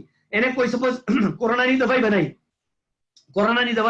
એના નામે પેટન્ટ નથી પણ ભાઈ મતલબ એ કેપેબલ નથી એટલું પ્રોડક્શન ને પહોંચવા માટે કે વિશ્વને સપ્લાય કરે છે કે દેશને સપ્લાય. એને પ્રોડક્ટની જરૂર પૂરા દેશને છે. તો government has right to power to grant this licence to someone else also. પણ એને સરકારને એને રોયલ્ટી તો આપવી જ પડે. એવું નથી કે એનો રાઈટ મારી દે, એ કેપેબલ નથી પણ સરકાર બીજા પાસે પણ પ્રોડક્શન કરાવી શકે છે, બીજાને પણ રાઈટ આપી શકે પણ એને રાઈટથી ઇન્વેન્ટરને તો ફાયદો થાય. સો ઇન્વેન્શન કોઈ પણ દેશને ડેવલપ કરવા માટે ઇન્વેન્શનનો બહુ જ મોટો ફાળો છે. ઇન્ડિયામાં મોદીજી આ જ કરી રહ્યા છે. વોટ ઇઝ આત્મનિર્ભર ભારત. તમે ભારતમાં પ્રોડક્શન કરો, ભારતની ટેકનોલોજી લઈ આવો. ફોરેનની કંપનીઓને કહો કે તમારે ઇન્ડિયામાં માર્કેટ જોઈએ છે, yes you come to India but you have to manufacture in India.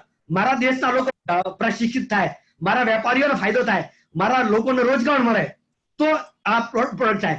એટલે તમે પેટન્ટ એ તમારા આત્મનિર્ભર ભારત માટે પણ જો પેટન્ટને પ્રમોશન કરવું જરૂરી છે અને તમારે કોઈ પણ નેશનને આગળ લઈ જવું હોય 21st સેન્ચુરીમાં એનો સિક્કો ચલાવવો હોય તો આજે અમેરિકા અને ઇઝરાયલથી કેમ ગભરાય છે કે ઇઝરાયલ તમે એક પથ્થર મારો તો એ મોટો બોમ્બ ફેંકશે. કોઈ એ વચ્ચે અરબ કન્ટ્રીની વચ્ચે દાદાગીરીથી જીવે. જ્યારે પાવર ક્યારે આવે? જ્યારે તમારી પાસે નોલેજ હોય. આઈધર આપણા પ્રોફેશનમાં લોકોને કેમ યાદ કરીએ કે ગીરી થાવ સર પાવર ઓફ નોલેજ, બરાબર?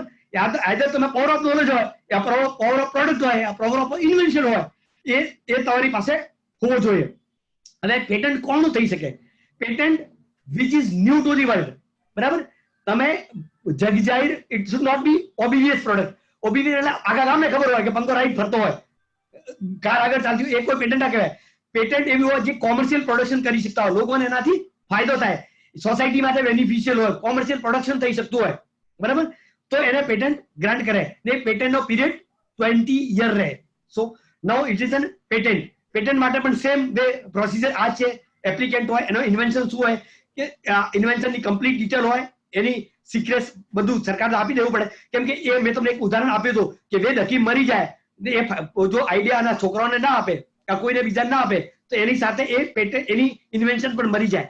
અત્યારના કેસમાં સરકાર એવું કરવા માંગતી નથી. તમને કમાવા પણ આપવા દેવા માંગે છે ને તમારા ઇન્વેન્શનનો ફાયદો પણ લોકોને આપવા માંગે છે. તો આ તો પેટન્ટ માટે પેટન્ટ તમારે ઇન્ડિયાનો પેટન્ટ તો ઇન્ડિયામાં કરાવવું પડે ને બહાર પેટન્ટ કરવો તમે બહાર કરાવવાનું હોય છે. એ પેટન્ટ પણ એ રિક્વિઝિટ ફી સાથે તમે ડેટા મોકલો તો સરકાર પાસે ડેટા બેંક છે એ ઉપરથી તમને કહી દેશે કે આ પેટન્ટ ઓલરેડી છે. તમને મને એવું લાગતું કે ભાઈ ઇન્વેન્શન કરી છે પણ there is an technical team of government where engineering જે કઈ પ્રોડક્ટના નિષ્ણાંતો બેઠા હોય એ બતાવી દે કે આ પેટન્ટ ઓલરેડી રજીસ્ટર્ડ છે ને તમને મળશે કે નહીં મળે. દેટ ઇઝ થયો પેટન્ટની વાત. Now comes to the geographical indication. દરેક જગ્યાની એક નેમ ઓર ફેમ હોય છે. કાંજીવરમની સાડી, આગ્રાના પેઠા, બરાબર, રતલામી સેવ, બરાબર, અલ્ફાન્સો મેંગો. મેં ફર્સ્ટ ઉદાહરણ આપ્યું હતું કે જે શેમ્પેન એ બરાબર એ જ્યોગ્રાફીથી રિલેટેડ થાય છે. એટલે એ લોકોના રોજગારના પ્રોટેક્ટ કરવા માંગે કેમ કે એ ભૌગોલિક વિસ્તારમાં કાશ્મીરની સાલ પશ્મિના સાલ કાશ્મીરની આવે છે, બરાબર? એ કાશ્મીરની સાલ કાશ્મીરની લોકોની જગ્યાએ અમદાવાદ વાળા વેચતા ચાલુ થાય તો કાશ્મીરના લોકો ક્યાં જશે? જ્યાં પ્રોડક્ટની ક્વોલિટી છે કે એક રિંગમાંથી આખી સોલ પસાર કરીને તમને બતાવી દે કે આ કાશ્મીરી પશ્મિના સોલ છે. તો એ લોકોના રાઈટ પ્રોટેક્ટ કરવા માંગે છે. ત્યાં કાશ્મીરી સોલ પ્રોટેક્શન એસોસિએશન હોય ને ગવર્મેન્ટ એ ટ્રેડમાર્ક એ એસોસિએશનના નામે ગ્રાન્ટ કરે ને એસોસિએશનના જેટલા મેમ્બર હોય એ નામ એ વાપરી શકે. જે પાટણના પટોળા, કાશ્મીરી કચ્છી ભરત એ લોકોની હેન્ડક્રાફ્ટની આઈટમ બનતી હોય કચ્છના લોકોની તો એ લોકોને જો પ્રોટેક્ટ નહીં કરી અને દરેક હિન્દુસ્તાનના નોર્થ ઇન્ડિયા કચ્છની ભરત યુઝ કરશે તો એ પ્રોડક્ટ વાયબલ થાય નહીં. એટલે સરકાર એ લોકોને પણ પ્રોટેક્શન કરવા માંગે છે જે ભૌગોલિકના હિસાબથી લોકોને એનામ હોય કે ના ચલો હું પાટણના પટોળા લીધો કે આગ્રા ગયા તો આગ્રાના પેટા લીધા, રતલામી સેવ લીધી, જે હું ખાવા માંગુ છું એ જ યુઝ કરી રહ્યો છું. બરાબર. સો દેટ ઇઝ એ જગ્યાના ઉપરથી હોય છે. દાર્જિલિંગની ચા પીતા હોય તો ખબર પડે કે ના આ ચા દાર્જિલિંગની છે. અમદાવાદમાં પણ ચા મળતી હોય પણ દાર્જિલિંગની ચા હોય તો લોકો ના યાર મેકડોનલ્ડ છે, એ ભૌગોલિક વિસ્તાર. એ જે પ્રોડક્ટને જ્યોગ્રાફીથી જોડી શકાય ને વેચી શકાય એને જ્યોગ્રાફિક ઇન્ડિકેશન કહેવાય. એ એસોસિએટ ટ્રેડમાર્ક હોય, એ એસોસિએશનના નામે હોય ને એસોસિએશનના દરેક મેમ્બર એને યુઝ કરી શકાય. બરાબર. સેમ ઇન માય ઓપિનિયન છે આપણે આઈસીઆઈ નો લોગો છે જે ટીક ક્રોસ ટીક કરીએ, બરાબર, એ દરેક મેમ્બર આઈસીઆઈ નો યુઝ કરી શકે છે. because this trademark is registered in the name of Institute of Chartered Accountants India. We all are the member of this. Monogram નથી યુઝ કરી શકતા આપણે, બરાબર, પણ જે ટીક વાળો લોગો આપણે કરી શકીએ છીએ. This is my personal opinion because this logo says that this is the Chartered Accountant is the member of Institute of Chartered Accountant. બરાબર. ડોક્ટર નો જે ક્રોસ નો લોગો ડોક્ટર યુઝ કરી શકે કેમ કે એનાથી એ ખબર કે એ બાર કાઉન્સિલ નો મેમ્બર છે ને ડોક્ટરની સર્વિસ પ્રોવાઈડ કરે. ટ્રેડમાર્ક જો પેટન્ટ જો now it comes to the design act. Design act is a very wide subject. કારની ડિઝાઇન, મોબાઈલની ડિઝાઇન, ઘડીની ડિઝાઇન, એરક્રાફ્ટની ડિઝાઇન, બધી જ બટનની, જૂતાની, પેનની ડિઝાઇન, બોટલની ડિઝાઇન. કેમ કે આ બોટલની ડિઝાઇન કોઈ ડેવલપ કરી હોય તો કોઈએ તો મગજ લગાડ્યો છે ને કે આ બોટલ એવી જ હોય. ઇનિશિયલ સ્ટેજમાં કારની ડિઝાઇન કેવી આવતી હતી, રાજા મહારાજાની કાર જોઈએ તો પેડા ઉપર હોય, બેલગાડી બનાવી હોય, કોઈ ને કોઈ તો એમાં because the IPR is a creation of mind. Someone કોઈને કોઈ તો એમાં ખપાયો જ હોય એનો રાઈટ એને પ્રોટેક્ટ થવો જોઈએ કે ના થવો જોઈએ? થવો જોઈએ. સો ડિઝાઇન એક્ટ ઇનિશિયલી તમને 10 વર્ષનો રાઈટ આપે છે and further extended to 5 year period. એ આપણે ડિઝાઇન એક્ટ પ્રમાણે એની કોલકાતા ઓફિસ છે. જો તમારે કોઈની ડિઝાઇન રજિસ્ટર કરાવી હોય તો તમારી ડિપેન્ડ સાઇઝની ફોટોગ્રાફ મોકલવા પડે. તમે એની શું ખાસિયત છે, why your product is different from the product of the other person. બરાબર. You have not done the copy of someone else. તો એ તમારે ડિઝાઇન એક્ટમાં રજિસ્ટર કરવી હોય તો તમારે રિક્વિઝિટ એપ્લિકેશન્સ એમાં પણ ક્લાસિફાઈડ છે કયો પ્રોડક્ટ ક્યાંમાં ફોલ થાય છે. સરકાર માઇક્રો લેવલ સુધી છે કે એ ડિઝાઇન ક્યાં આવે છે. તમે એની વેબસાઇટ જોજો ને તમારી એની જો ડિઝાઇન એક્ટની જર્નલ જોશો તો દર અઠવાડિયે જે જર્નલ આવે છે એમાં ક્લિયર કટ આવે છે કે આ તમને આશ્ચર્ય થશે કે જૂતાની ડિઝાઇન આવે, મોબાઈલની ડિઝાઇન આવે, રિમોટની ડિઝાઇન આવે, દરેક માઉસની ડિઝાઇન આવે. એ દરેક ડિઝાઇન રિચેડ છે ને તમારા ક્લાયન્ટ બીજાની કોપી કરતો તો કાલે ઉઠીને પ્રોડક્શન ફેક્ટરી લગાવી બંધ કરવાનો વારો આવશે. એથી સારો એને સારી રીતે સમજાવી દેજો કે આ ડિઝાઇન એક્ટ ઇન્ડિયામાં છે ને બીજું તમે એને પ્રમોટ કરી શકો છો. હવે સપોઝ આ સુરતમાં છે, ડિઝાઇન માસ્ટરના જે આર પીયુ પે બહુ જ હેન્ડસમ સેલરી આપે છે. એ ડિઝાઇન શર્ટની ડિઝાઇન બનાવે એ બીજા નીચે પડોશી પણ ડિઝાઇન બનાવી છે તો એને નુકસાન જાય. સપોઝ તમે એને સલાહ આપો કે આ ડિઝાઇન તમારી શર્ટની ડિઝાઇન છે એ ડિઝાઇન એકવાર રજિસ્ટર કરાવી દો તો તમને પ્રોટેક્શન મળે, બીજા કોઈને ના એ ડિઝાઇનની કોપી કરી ના કરી શકે. એટલે ડિઝાઇન એક્ટ તમને એ પ્રોટેક્શન આપે છે. બરાબર. એ તો ડિઝાઇનનું. નેક્સ્ટ ટાઈમ પીરિયડ ઓછો છે ને સબ્જેક્ટ વધારે છે. નાઉ ટેક ધી કોપીરાઇટ. કોપીરાઇટ તમે હું બધા જાણો છો કોપીરાઇટ છે વાઇડ સબ્જેક્ટ. ઓથર કોઈ હોય, ઓથરને કોપીરાઇટ મળી શકે છે, પબ્લિશરને કોપીરાઇટ મળી શકે, ફિલ્મનો કોપીરાઇટ થઈ શકે, મ્યુઝિકનો કોપીરાઇટ થઈ શકે, એનિમેશનનો કોપીરાઇટ થઈ શકે, વેબસાઇટનો કોપીરાઇટ થઈ શકે. એટલે લોકો ઇન્ડિયામાં ઘણી બધી અમારી પાસે આવતા હોય કે મારી વેબસાઇટ બનાવી છે ને એપ બનાવી છે એનું પેટન્ટ કરાવો. તો ઇન્ડિયામાં વેબસાઇટનું કોઈ પેટન્ટ નથી થતું, એપનું કોઈ પેટન્ટ નથી થતું. બરાબર. ઇન્ડિયામાં વેબસાઇટની કોપીરાઇટ થાય છે ને કોપીરાઇટ કન્ટેન્ટની કોપીરાઇટ થાય છે. એટલે તમારી વેબસાઇટમાં તમે જે લખ્યું છે એની કોઈ કોપી ના કરી શકે. એટલે એ તમે ડિટેલ સોર્સ કોડ સાથે એપના સોર્સ કોડ સાથે તમારે કોપીરાઇટ રજિસ્ટરને એપ્લિકેશન કરવી પડે. એ જે કોપીરાઇટ રજિસ્ટરને તમે એપ્લિકેટ કરો એના ઉપરથી એ ચેક કરી ને કોઈના કન્ટેન્ટ જોડે છે નહીં તો તમને આપી દેશે. સેમ સપોઝ બુક્સમાં છે, સપોઝ ગિરીશ આહુજા સરે એક બુક્સ લખી ને એ બુક્સ ને યુઝર કરવા વાળા ઘણા બધા લોકો છે કે નામ છે બ્રાન્ડ છે, himself is develop the brand, Girish Ahuja itself is a brand. A books એમને લખી છે પણ પબ્લિશર ઘણા બધા પબ્લિશર છે જે એ બુક પ્રિન્ટ કરતા હોય. ક્યાં એ પોસિબલ છે કે ગિરીશ આહુજા સરની પરમિશન વગેરે એ કોપીરાઇટ એને મળી શકે? ના. જ્યારે તમે કોપીરાઇટ એપ્લિકેશન કરો તો statement of particulars you have to file the statement of particulars where you have to mention the certain details. Original owner કોણે લખ્યું, પબ્લિશર કોણ છે, તો you have to take a no objection certificate of the original owner. On either originally તમે NOC લઈને તમે publish કરી શકો છો ને you have a agreement with the original owner that you will going to get the royalty on the book sales. So એના ઉપરથી એને એરેન્જમેન્ટ કરી શકે. Same way M F. હુસેન એની પેઇન્ટિંગ છે. એમ.એફ. હુસેન, મકબૂલ ફિઝા હુસેન યા માધુરી ફિઝા હુસેન બહુ ફેમસ હતા. એને એવું પણ કહેવાય છે કે એની પેઇન્ટિંગની કોસ્ટ પણ બહુ જ હતી. જો પેઇન્ટિંગની કોસ્ટની જો લોકો પ્રોટેક્શન ના આપે તો એ પેઇન્ટિંગ કોપીરાઇટ થાય. એની પેઇન્ટિંગ તમે કોપી ના કરી શકો એને, because it is a creation of mind. એ મકબૂલ ફિઝા હુસેન તો આખી સિરીઝ બનાવતો હતો ને એ માધુરી હુસેન ઉપર એટલા દીવાના હતા કે આખી ફિલ્મ એમને આમ આપ્યા આપવાને એક પિક્ચર હતી એના ઉપર આખી ફિલ્મ થિયેટર એટલો બનાવી દેખતો હતો. એની ઘણી બધી માધુરી હુસેનની પેઇન્ટિંગ્સ એને બનાવી છે. બરાબર. સો એ પેઇન્ટિંગ ને પ્રોટેક્શન ક્યાંથી મળે તો કોપીરાઇટ એક્ટમાં મળે. સેમ વે મ્યુઝિક કોઈ ધૂન ડેવલપ કરી છે, કોઈ મ્યુઝિક ડેવલપ કર્યું છે તો એ મ્યુઝિકની કોપીરાઇટ ક્યાં કરવાનું? એ મ્યુઝિકની કોપીરાઇટ પણ કોપીરાઇટ એક્ટમાં થાય છે. સમય જે ઓરિજિનલ ધૂન છે ને જે ફિલ્મમાં એ મ્યુઝિક યુઝ કરવાના છે એને પછી એગ્રીમેન્ટ થઈ શકે છે. એ પ્રમાણે કોણ કોના નામે રજીસ્ટ્રેશન લે તો એકબીજા જોડે એનઓસી લેવાનો છે. સેમ ફિલ્મની સ્ટોરી કોઈ લખી છે, ઓથર એ ફિલ્મની સ્ક્રિપ્ટ રાઇટર છે, એ સ્ક્રિપ્ટ રાઇટર ફિલ્મની સ્ટોરી લખે ને જે નિર્માતાની જે પ્રોડ્યુસર ને આપે તો એના ઉપર પણ એને કોપીરાઇટ મળે છે સ્ટોરી ઉપર.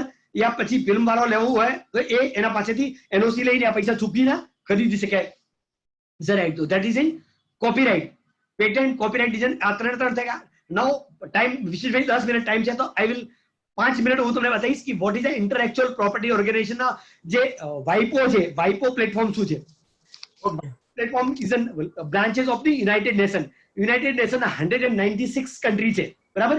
એ WTO જયારે સાઇન કરી ત્યારે આપણે એવું નક્કી કર્યું કે એક દેશ બીજા દેશમાં ધંધો કરવા માંગતો હોય તો એના જે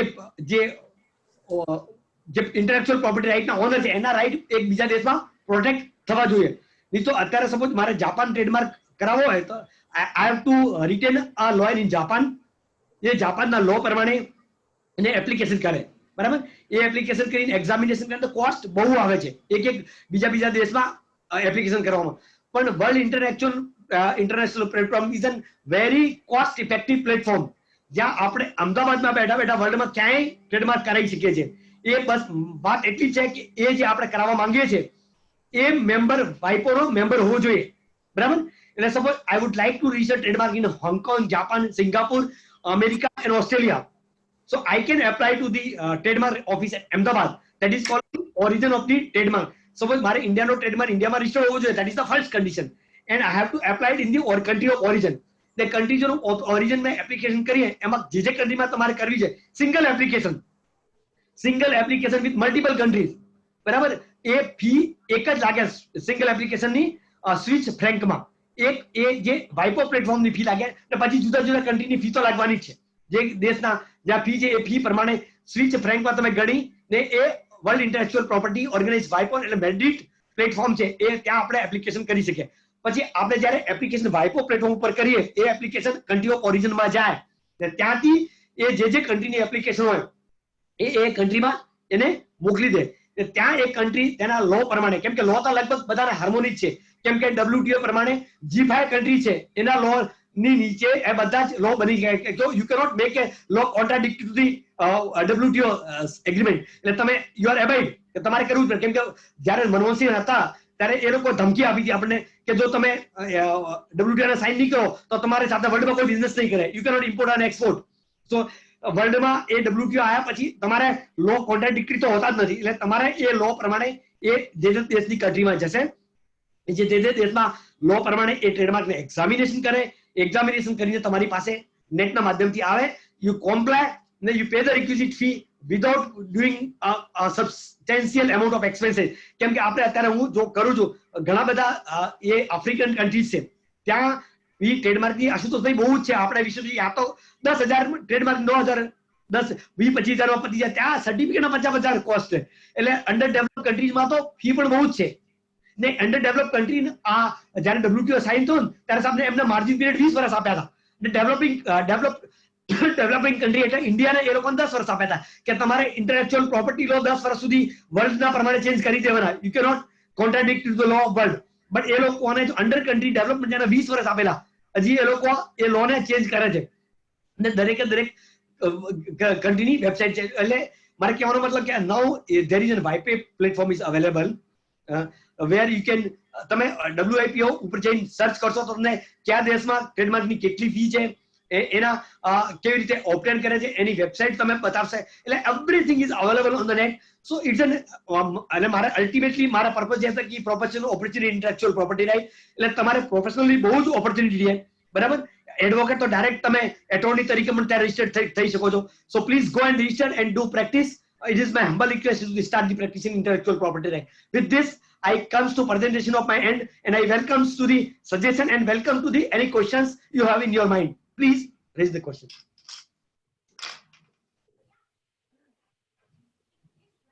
I request out of panelists or members who want to ask any question to respected faculty about IPR.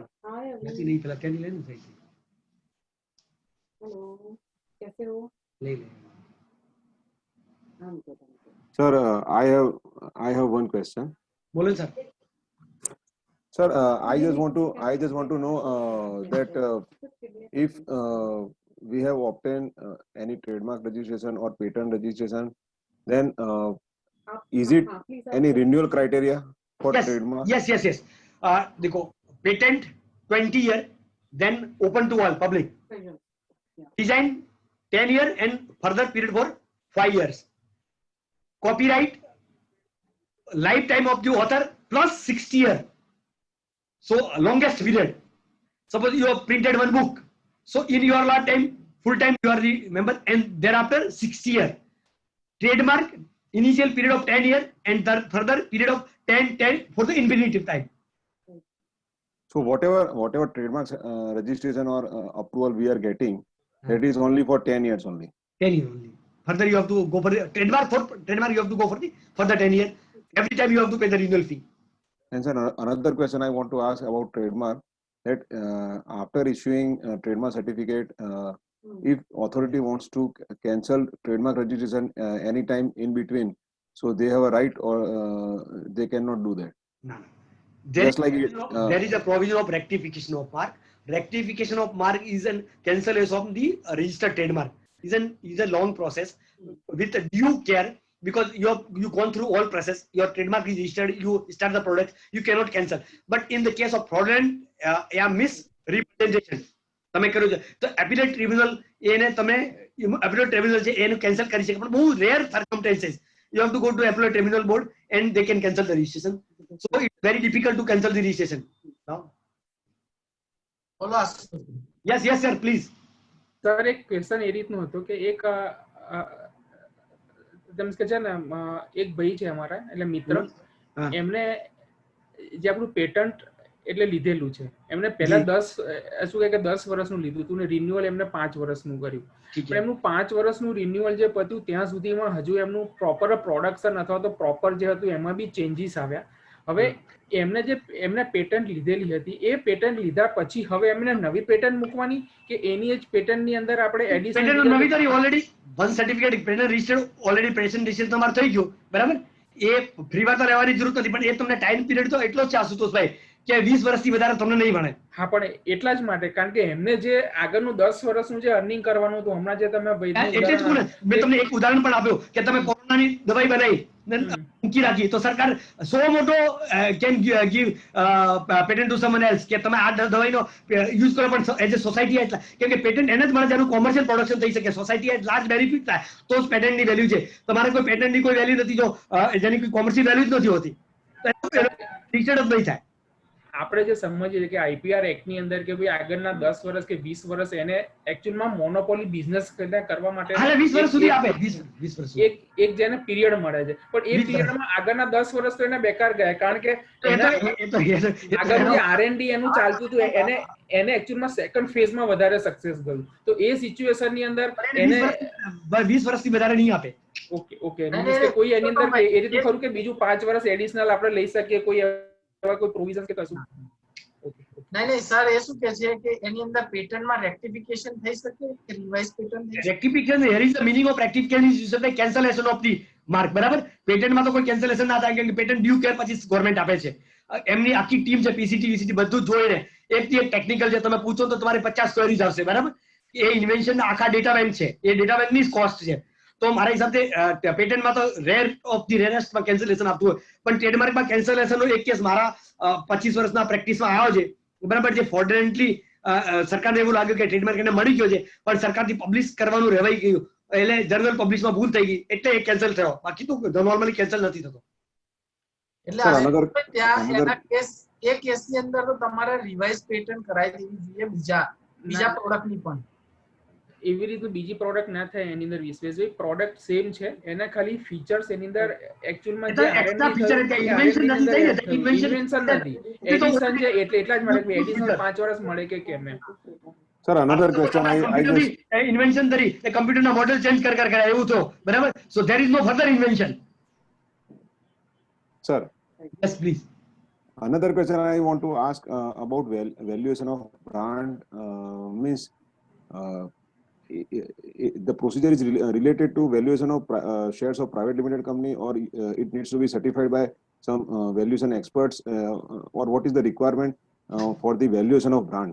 Can you sir guide about ના, સર્ટિફિકેટ માટે તમારે રજિસ્ટર્ડ વેલ્યુ સર્ટિફિકેટ રહેવું પડે, પણ બ્રાન્ડમાં એવું નથી. That is the brand is, દેખો આ મ્યુચ્યુઅલ એગ્રીમેન્ટ છે.